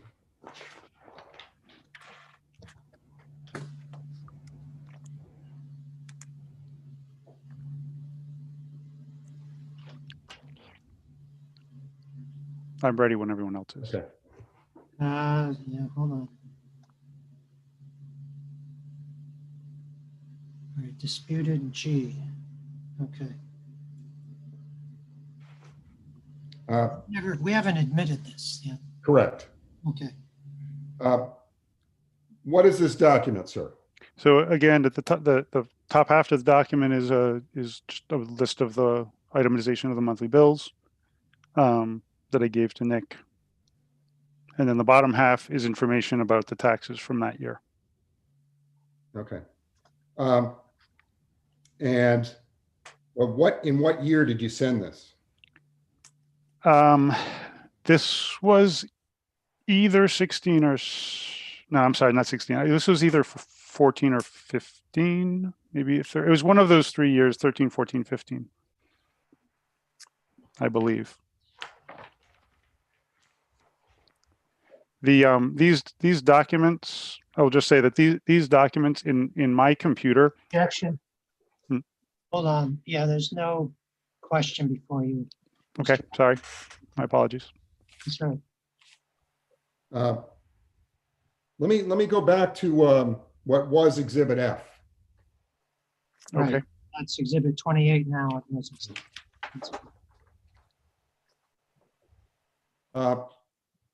And I'm referring you to the text in bold about a third of the way down on the page that begins "as we discussed." Yes. Okay. And how did you determine that the figure of 1,875 on the first line of that bolded text? Objection. What's the objection? I think as you was asked before, Your Honor, there's no time context here, what we're talking about. I think we did get the year for this one, Yes.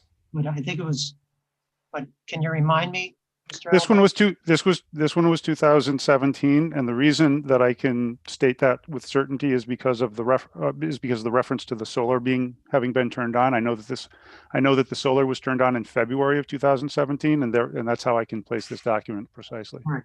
So this is 2017. Okay. So which tax year does this have to do with? 2016. And how did you come up with the 1,875 figure?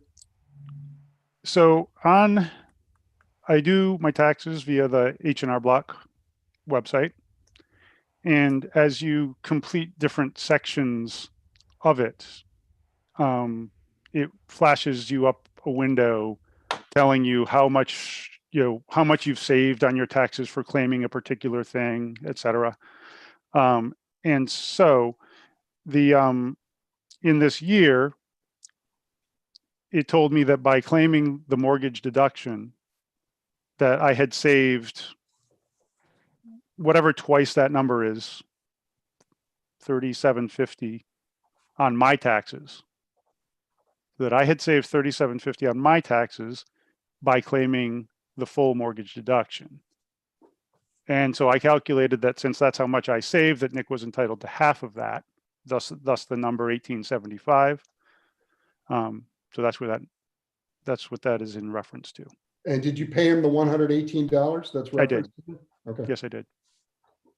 To be clear, it seems to me you paid it by just crediting against that monthly bill and then also paying the difference of $118. That is correct. And so you just talked about the 2016 tax year. Yes. What arrangements with respect to mortgage interest or the taking of the mortgage interest deduction were made for the 2017 tax year? It was the same. And is there a document that reflects that? It was the one that we were looking at a moment ago. That was what was Exhibit G? G, correct. Okay. And did you deliver this document to Nick? I did. All right, I'd like to offer it. Exhibit G, which exhibit? G. You're offering G, right?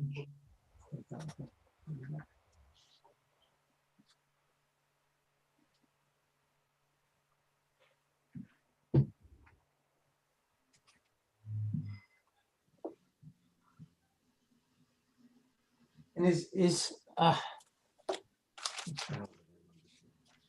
so I don't believe there's been any testimony to put this into a time context, has there? I know with F, we decided that that testimony was it was related to the installation of the solar. Well, he testified it was for this reflected the 2017 tax year. Okay. So So I'm when he getting said this is the same, 2018. so when he said say 2017, he made the same adjustment. That's what G is. Yeah.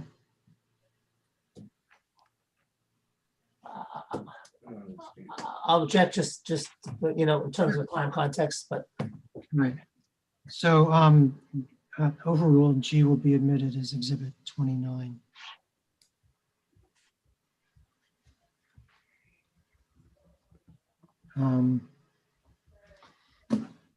Let's go to sidebar a second, please. Nick, so on the sidebar stuff.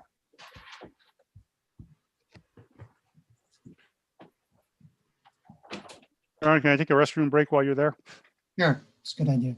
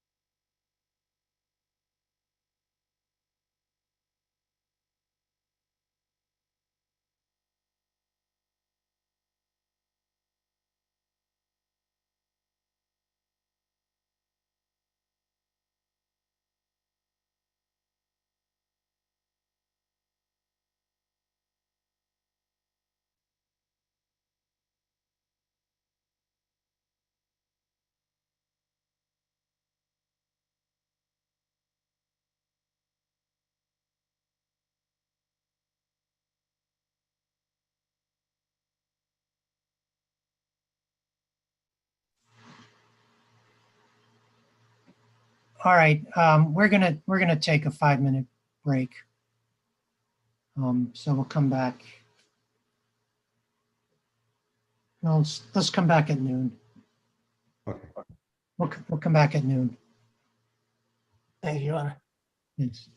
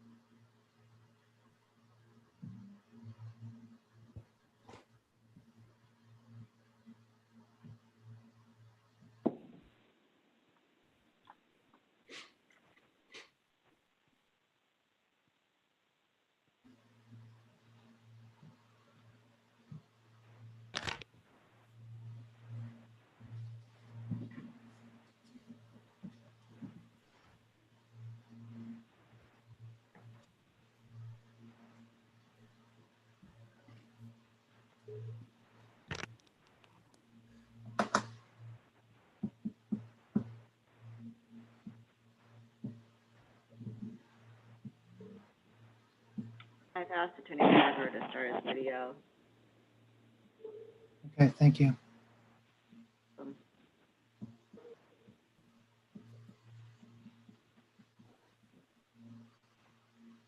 There he is. All right, We're on the record.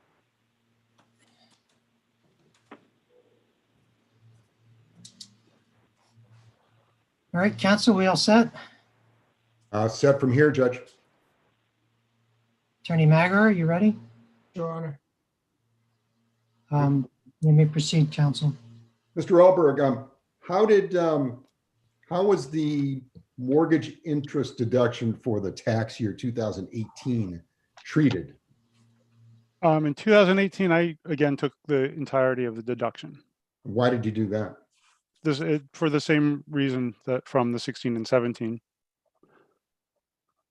Which is what? I'm sorry, which was that Nick was not being on the note was not capable of, or had been advised to not claim the deduction on his taxes. And did you employ the same mechanism that you'd employed for 2016 and 2017? Well, in 2018, apparently, having looked through my records, I did not actually give Nick any credit back. And that was simply an oversight on my part. I think it was some time in between when I did my taxes and when I was supplying them with the bills, and it just didn't occur to me. And what about the 2019 tax year? How was the mortgage interest deduction treated in that year? So in the 2019 tax year, I took the full deduction.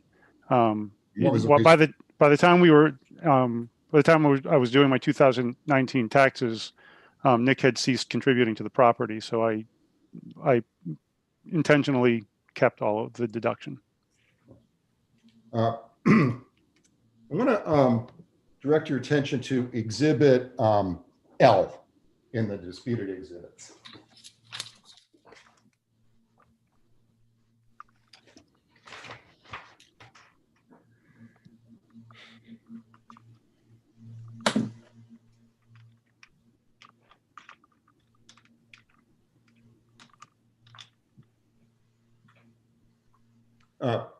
Do you recognize Exhibit L? Yes, I do. All right. And what is Exhibit L? So Exhibit L is a escrow analysis statement from our mortgage company, my mortgage company, from Round Point Mortgage. Was Round Point related to NFC? Round Point is the current owner of the loan that I originated with NFC. And do you see that there is a payment that is some sort of request made for a payment of some kind? Yes, yes. There was an escrow shortage in our account. Okay. I'd like to offer that.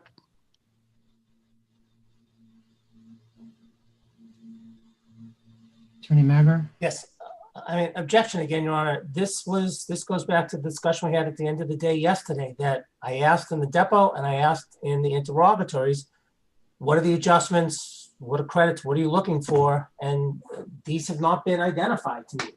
Yeah, what is this about? To make up an escrow shortfall, Your Honor. And I would introduce separately the evidence of the payment. But for what? What's it relevant to? Just an adjustment, but I'm, you know, if there's some concern that it wasn't disclosed. We just agreed that he was making these monthly payments based on his bill that included payments towards the mortgage. And then we just agreed that beginning October 2019, it was $1,500, and any shortfall from that is gonna be made up. And otherwise, we all agreed on his monthly obligations that included paying towards the mortgage. I don't see why shortfalls in the escrow are going to be relevant here. All right, I'm happy to move on from it. All right. Happy to move on. Streamline things. Hold on, we just lost Attorney Magler. So we'll move on, but I suspect your client has something to say because he raised his hand. You can talk to him during lunch. Right. And turn to it if there's an issue.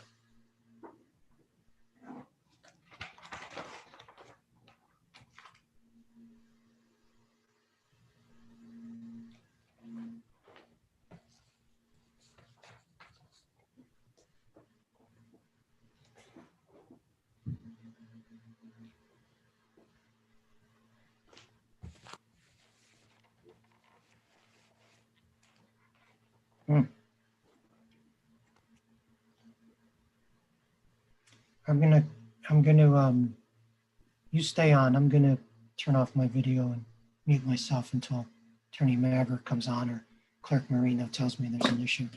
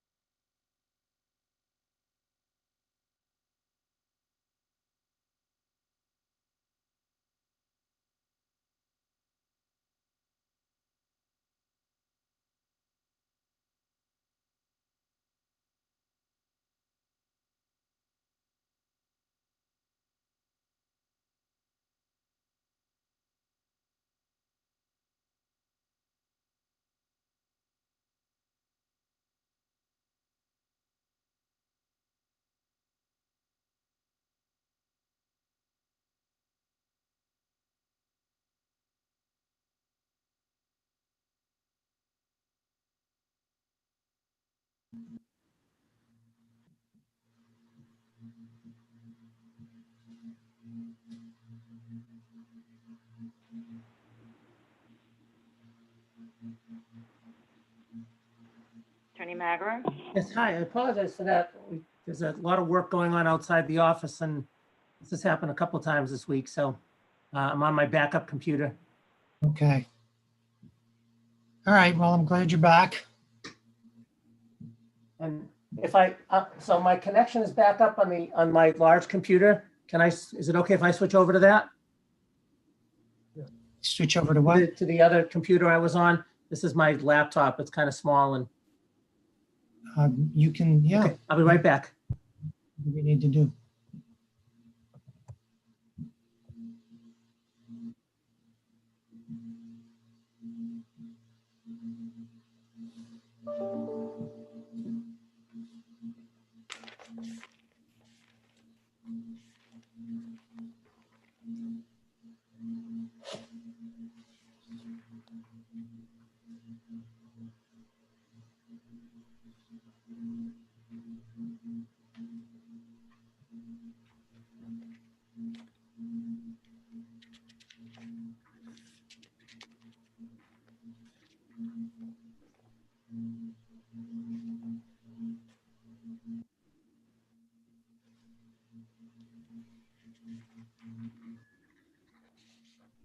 Okay, All right, we're back. sorry about that. I'm not sure what happened, but All right, they are digging outside, as my client just said, so.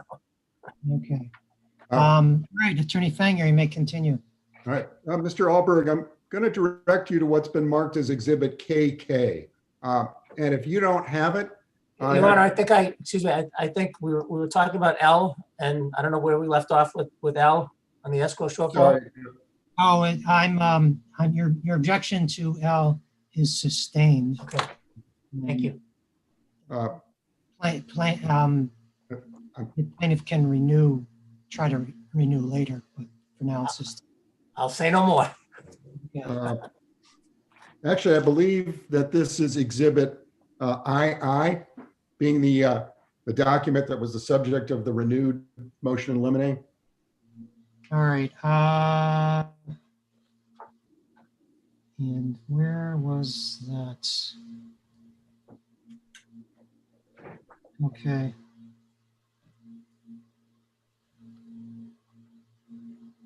This was the 10/11/19 document. What's that? It's the document that was the subject of the motion in limine that I filed on Tuesday It's got a night. handwritten date of October 11th, 2019 at the top, right? Actually, No? it has early October 2019 on my version. I'm actually looking at the same one you are, Your Honor, so. No, I thought that longer one was the one that was the subject of the original motion in limine. And then you.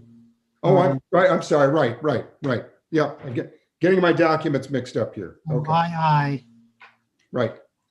is this one with the handwritten date of Okay. 10/11/19. Okay. Mr. Alberg, do you have Exhibit II, or do you need me to screen share?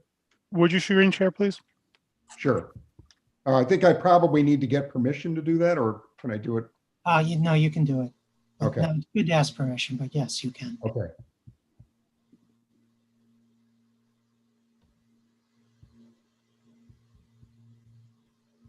Okay, yes, I know this document.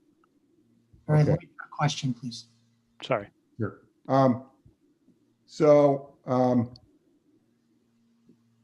Have you seen this document prior to today? Yes, I have. Okay, let me see if I can, I'm not great with screen shares, so let me see if I can try to scroll down in the document.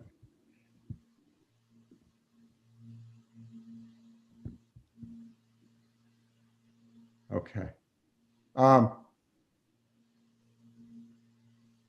Okay, I believe this has been marked as Exhibit II, if I'm not mistaken. Yes. Okay. Have you seen this document prior to today? Yes, I have. Do you recognize the signature at the bottom of the document? Yes, I do. Whose signature is that? That is Nick Schiarizzi's signature. When did you first come into possession of this document? In October of 2019. And how was it? How did you receive it? Nick had left it for me when I got home. I got home one day, and he had left it in an envelope for me on my doorstep. Okay. Now, did you produce this document in discovery? I don't believe I did. Okay. And why did you not produce it? Because my reading of the requests for discovery, I did not see anything in this document that I thought pertained to any of the requests. Okay. Let me now take you to exhibit, and I'd like to offer this. Attorney Maguire? I have no objection. No objection? Okay. So this will be exhibit 30. Let me now direct your attention to exhibit AA. I'm going to stop the share there. Let's go to exhibit AA.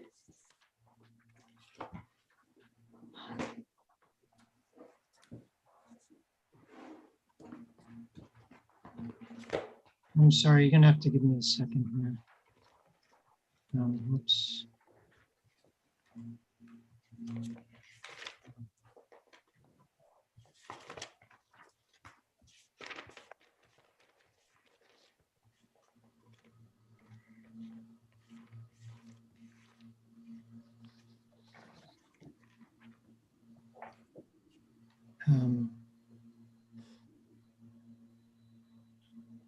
Okay, I'm sorry. Go ahead. Mr. Alberg, prior to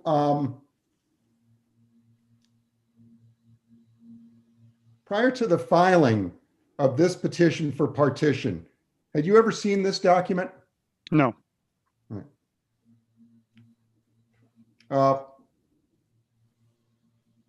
I'd like to offer it, and it could be perhaps just continue to be marked for ID if there's an objection, but I mean, it is a document that the defendant wished to offer. So in that regard, we're effectively assenting to its admissibility. Well, let's see what Attorney Maguire says. No objection, Your Honor. Okay, so this is exhibit 31. The AA.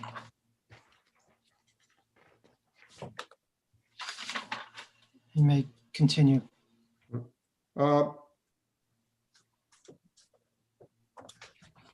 Has Nick ever informed you that he has retired? No. I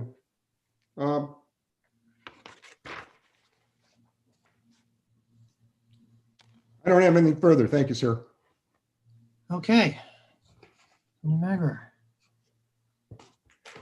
You one moment, Your Honor, just.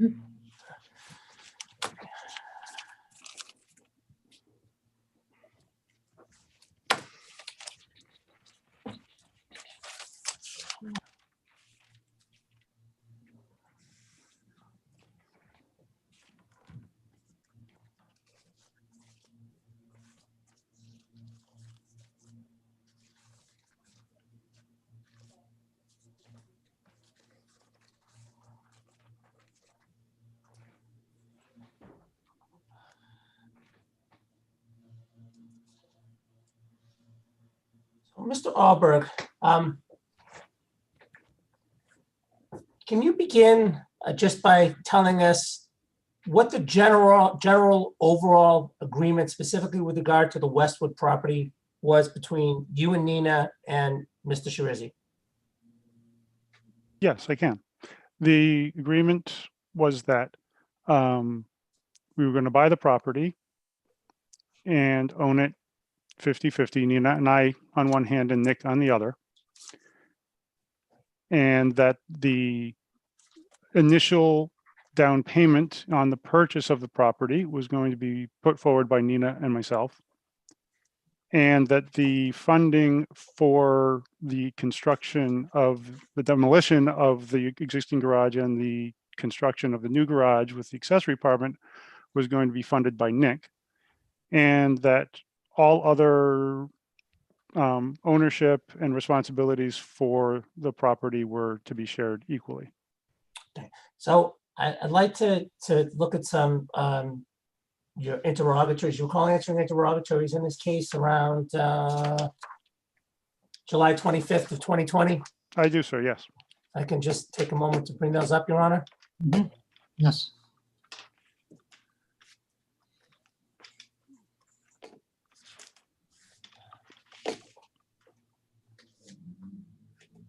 Your Honor, since I lost my connection, just give me one moment. I need to bring them yeah. up. Yeah. Let's see.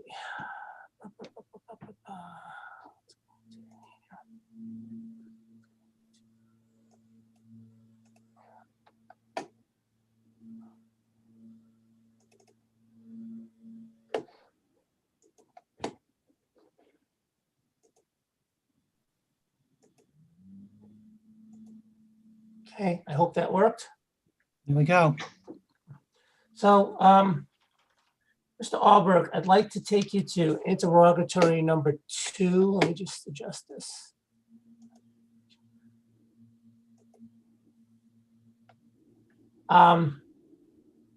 If you could just read to yourself interrogatory number 2, not the answer, and then look up, and I'll direct you after that. I'm sorry, you asked me to read what part? Just the interrogatory number 2, and then you can stop just before the answer. Would it be, you want me to read it aloud, or you want me to read it to No, myself? just yourself, and you can look up when you're done. Let me know when you're done. Would it be possible for you to zoom it in a little closer, because the I believe so. lighter print of that contrasted with the darker print is, How's that? thank you, that's great, perfect, thank you.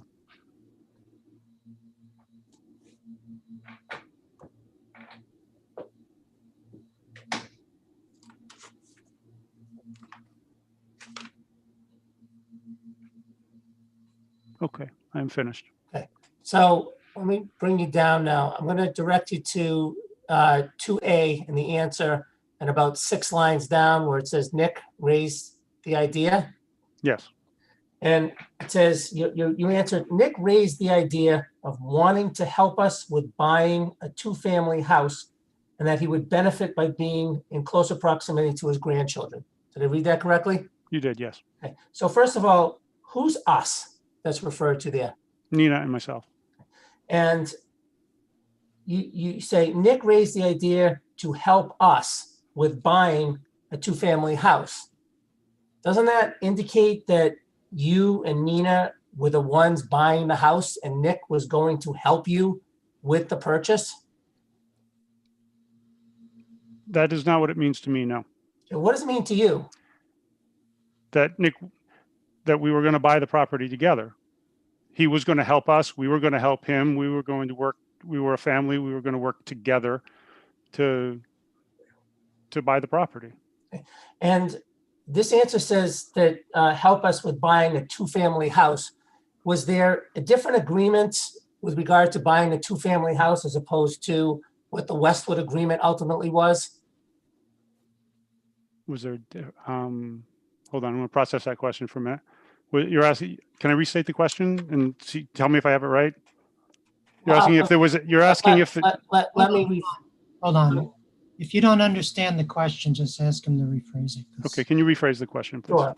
Was there a different agreement with regard to the potential purchase of a 2-family house as opposed to your understanding or agreement with regard to the acquisition of Westwood? I'm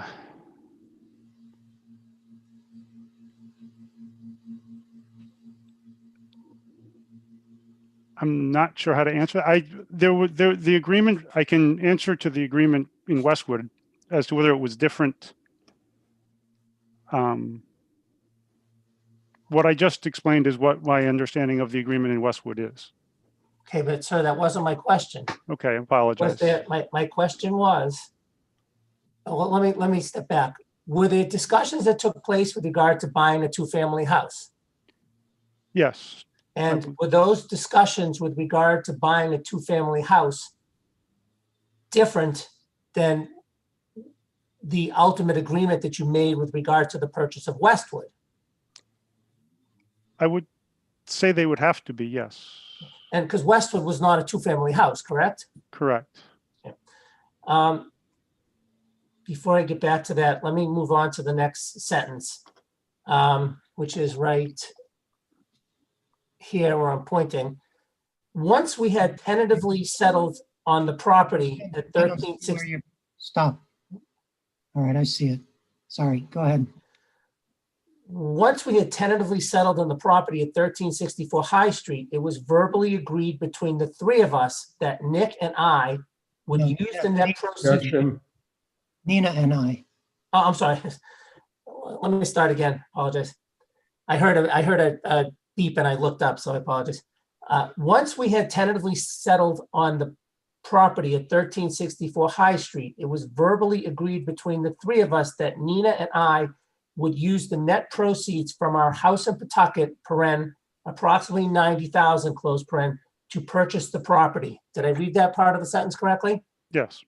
Okay, so where you specifically referenced here that it was agreed between the three of us that Nina and I would purchase the property, isn't that again referring to specifically that you and Nina were actually purchasing Westwood and that Mr. Schiarizzi was going to help you with the purchase? Objection. This, Your Honor, this was the subject of the colloquy at sidebar when cross of Nina occurred. It's precisely the same issue, precisely the same question. Right, and I'm sorry, I've forgotten. You sustained the objection because, as you had said, the deed spoke for itself. All right, I'm not sure I went that far. I mean, I'll hear some testimony. I'll hear what he has to say. But and there'll be a point at which I'll have heard enough where, it won't be relevant, and then Well, let me, either I'll stop it or you'll object. I'll rephrase you. I'll ask a different question. Mr. Alberg, if Nina, you, and Mr. Schiarizzi were actually buying the Westwood property together, why doesn't your answer say that Nick, Nina, and I would purchase the property? Because, correct me if I'm wrong, it only says that Nina and I would purchase the property. I believe what it says is that Nina and I would use the net proceeds to purchase the property. And what I meant by that was that we would put the down payment on the property. But why in either of these two sentences don't you specifically refer to Mr. Schiarizzi buying the property with you and Nina? Objection for the reasons set forth a moment ago. Sustained. Well, let me go on to the next part of that sentence then, that begins right here with that, where I'm pointing to. You go on to state that Nick would pay for the demolition of the east end of the house and the existing garage and build in its place again at its own expense, a new garage with an accessory apartment above it. Do you see what I read? I do, yes, sir. Did I read that correctly? Yes, you did. So based on this sentence, when you read this sentence, isn't this sentence indicating that you and Nina would purchase the property in Westwood and that Nick would pay for the demolition and pay at his own expense to do the construction? Objection. Overruled. So can you restate the question, please? Sure. When you read the sentence together, isn't the sentence saying that you and Nina would purchase the property, meaning Westwood, and that Nick would pay for the demolition and also for the construction of the addition? my intention in that answer was to say that we would pay the down payment on the property and Nick would fund the construction. But sir, that may be in your intention, but that's not what the sentence says, is it? Objection. Sustained. I'll be the judge of that.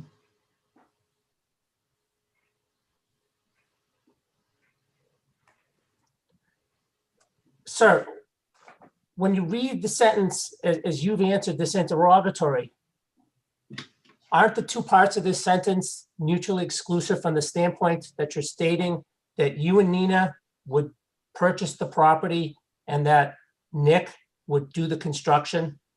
Come to sidebar, please. I know you have an objection. Let's go to sidebar.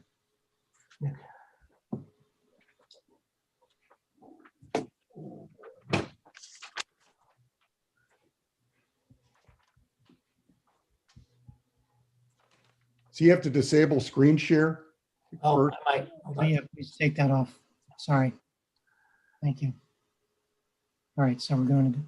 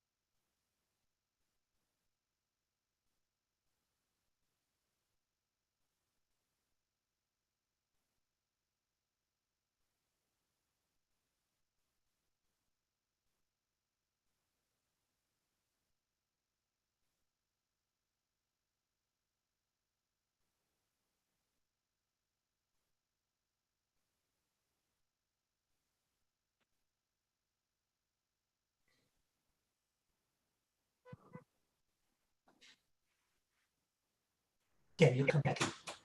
You can come back in. All right, so,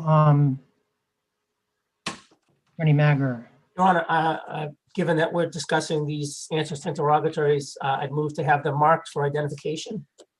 all right, so these will be, the interrogatories will be marked as JJ for identification.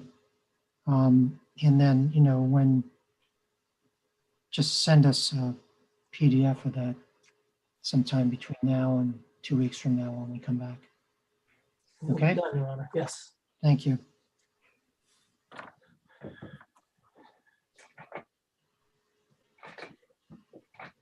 You may continue. Mr. Alberg, with regard to the ultimate agreement made with regard to the Westwood property, was that agreement specifically geared to the Westwood property?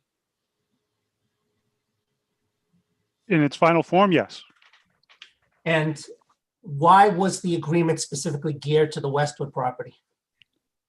because the Westwood property, when we purchased it, did not have a secondary residence for Nick.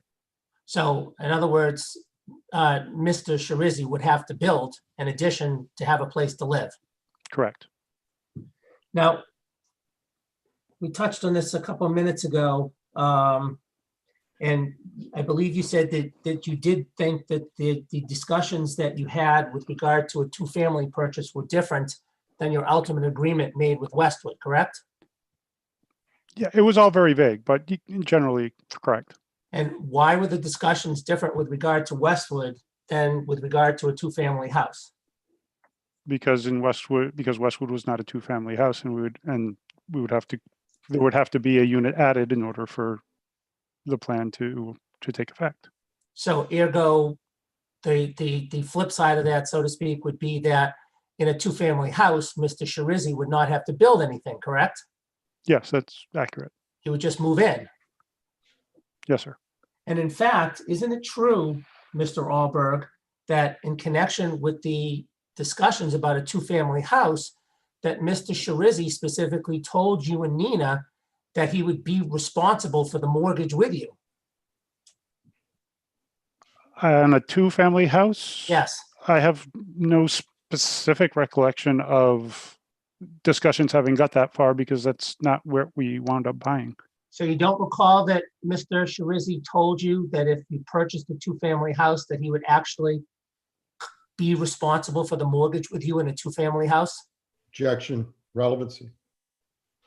Overruled. I don't recall getting that specific with regards to any property other than the one we eventually purchased.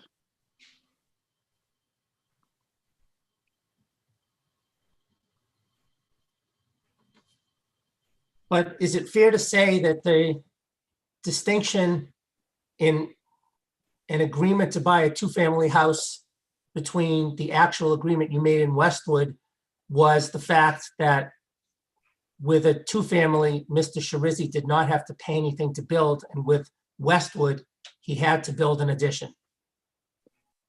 That sounds reasonable, yes.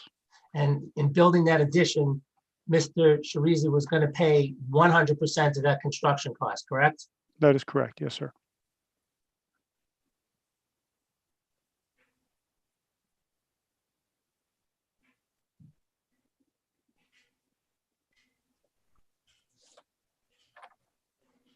So based on that distinction, Mr. Alberg, am I understanding your position correctly that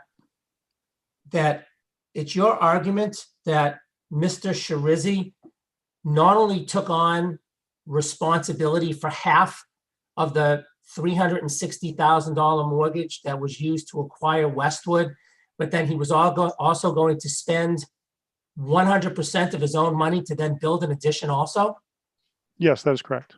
And that's your position. Yes, sir. Do you know how much Mr. Schiarizzi ended up paying to build the addition? I do not. So I know you've you've testified to some $150,000 number. That is correct. That was the number that Nina and I were given by Nick at the outset of the purchase as an estimated amount of the construction. Do you know whether the construction actually ended up costing Mr. Schiarizzi more than $150,000? I have no, I did not ask for, nor did I get any sort of final accounting of how much he spent. So the answer is no, I suppose. So let's use that 150,000 number, and using that number, I'm going to ask you the same question. Okay. Am I understanding your position that not only was Mr. Schiarizzi going to take on half of your initial $360,000 mortgage when you purchased Westwood, but then he was going to put another $150,000 of his own money on top of that as part of your deal in the purchase of Westwood? Yes.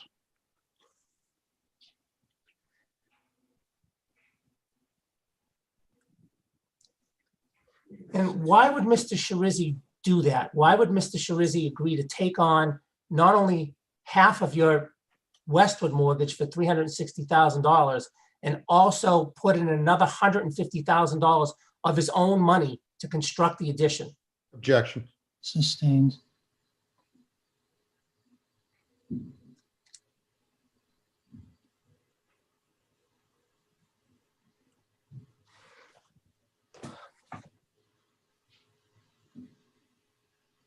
How much did you, how much was the purchase price of the Westwood property? $450,000. And in June of 2005, when you bought it, was that the fair market value of the property? I believe so, yes. And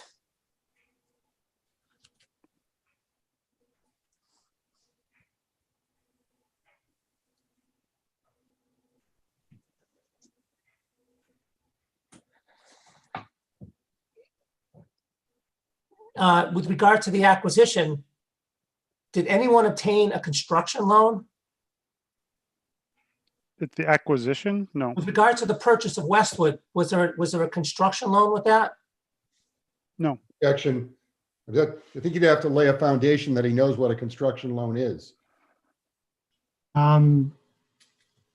Yeah, I think that's correct. I'll sustain that one. Why don't you lay that foundation, Attorney Mager, and then Sure, ask Your the Honor. question. Mr. Alberg, do you know what a construction loan is? If it's what it sounds like, I could guess, but specifically, no. Okay, so aside from the 300, I'm rounding the number, I know.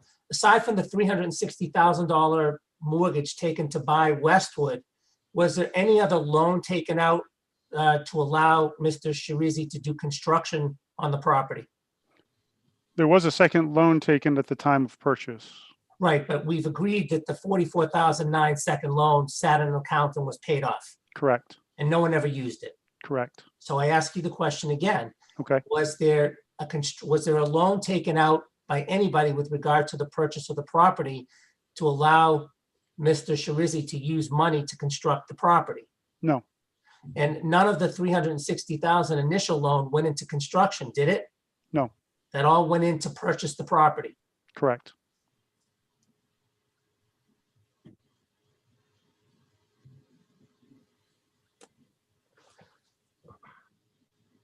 So rather than taking any type of construction loan in connection with the acquisition of Westwood, Mr. Schiarizzi agreed to pay 100% out of pocket for the cost of construction, correct?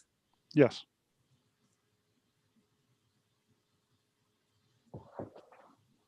And when you purchased Westwood, what was on the property? The home, the house. And that's the house that you, Nina, and the kids moved into. Correct. So the addition didn't even exist on the property at that point. Right. There was a house with a 2-car garage. So the mortgage, the $360,000 mortgage initially taken on Westwood only applied to the house, also the land, obviously, but with regard to the structure, that 360,000 initial mortgage only applied to the existing house on the premises at the time, correct? Objection. I think that calls for a legal conclusion. The mortgage properties described in the various mortgages. You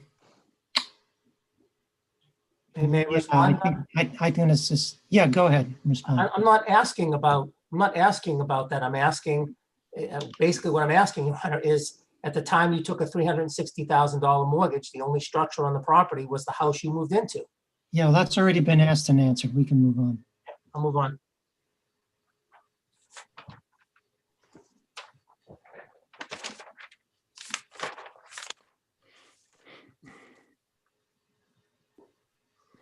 Now, there's been testimony that part of the agreement with regard to the Westwood property was that upon Mr. Schiarizzi's retirement, he would pay some reduced amount of the mortgage and expenses, correct? Yes. And what do you understand Mr. Schiarizzi's position to be about that part of the agreement? Objection. Does that, I thought that was the subject of the stipulation. I think what was established was that this might go to the original deal and might be relevant to the agreement between the parties and therefore how it might be shared with the mortgage and so forth. So for that reason, overruled. Okay, now I'm going to ask you to repeat the question, sir. Yeah. What was your understanding of Mr. Schiarizzi's position with regard to the retirement issue in the Westwood agreement? My understanding of his understanding, No, his position now. His position, you mean right now in this Correct, case? right? Correct. Oh. Let me rephrase, Your Honor. Mr. Alberg, what's your understanding of Mr. Schiarizzi's, strike that. You've testified that, and you acknowledged that, from your point of view, the agreement was that Mr. Schiarizzi would pay some reduced amount of the mortgage and the expenses when he retired. Is that correct? yes, sir. And do you understand Mr. Schiarizzi's position to be that when he was 70, he would pay no more of the mortgage and some reduced amount towards expenses? Yes, that is what he said in his deposition. And do you deny that that was the agreement that you actually had made between you, Nina, and Mr. Schiarizzi, that when he turned 70, that he would not pay the mortgage anymore and that he would pay a reduced amount of expenses? I do disagree with that, Was that ever discussed? not to my knowledge. So you stated on direct examination that that Mr. Schiarizzi and Nina spoke first about the Westwood deal. Is that correct? Yes, Is it possible during their discussions about the Westwood deal that Nina and Mr. Schiarizzi had specific discussions about the age of 70? Objection. That calls for speculation of what they Sustained. discussed. She testified.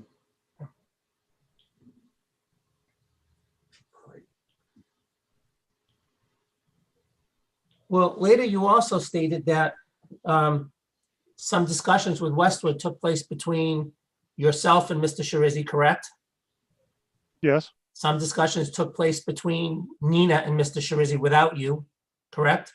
yes, And then some discussions took place with regard to all three of you.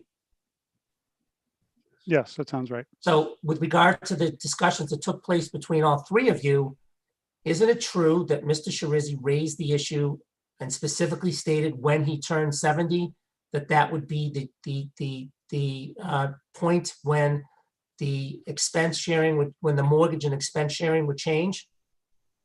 No, that's not true. And it's your testimony that Mr. Schiarizzi never in any discussions with you ever referred to retirement at the age of 70? Correct.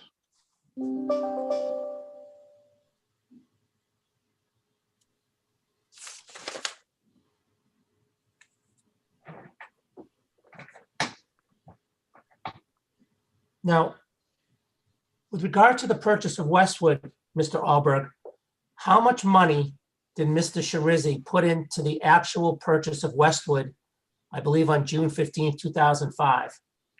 $0.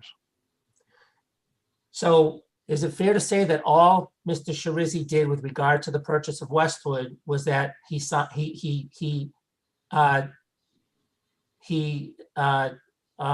participated in the mortgage application?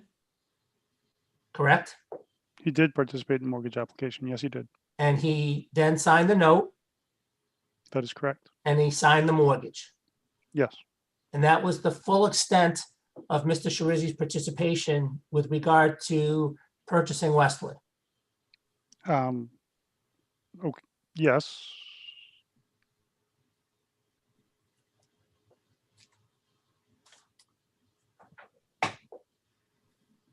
And why wasn't Mr. Schiarizzi asked to contribute anything at the time of the purchase of Westwood? Because our agreement was that in exchange for him funding the construction himself, that Nina and I would fund the down payment ourselves. Well, doesn't that agreement go one step further, that in return for Mr. Schiarizzi funding the addition, that you and Nina would purchase Westwood? Objection. That's been asked and answered. Sustained. Let me suggest we pause here. But I have a question. Right now we're scheduled to go from like 2 to 3. And we can do that, but would you prefer to break for today and come back on the 18th? I'm happy to do that, Judge, because I have a mediation with Judge Lombardi next week, and I'm being leaned on to get a mediation brief to Judge Lombardi. Attorney Magrer? Yes, Your Honor. I think if we could do finish Mr. Alberg and do Mr. Schiarizzi in one day, that makes sense. Okay. I'm not sure how far we'll get this afternoon. That's all. And so we're going to come back on December 18th at 9:30. You'll provide us with copy of what was marked as JJ for identification. You guys continue to talk about where you are, stipulations and so forth. And, if there's any others, we can talk about them at the beginning. And maybe let's do this. Let me just have a status conference, say on December 17th, if you're available, just with the lawyers, so we can talk through what's on the table, because we spent a lot of time this morning and it was good. It was fruitful. But I want to see if we can reserve as much time in the 18th to get testimony in. So the question is, are you both available on December 17th at 10:30? Can I just pop out for 10 seconds and just Yeah. ask my assistant something? Yes, from this end, Your Honor. Okay.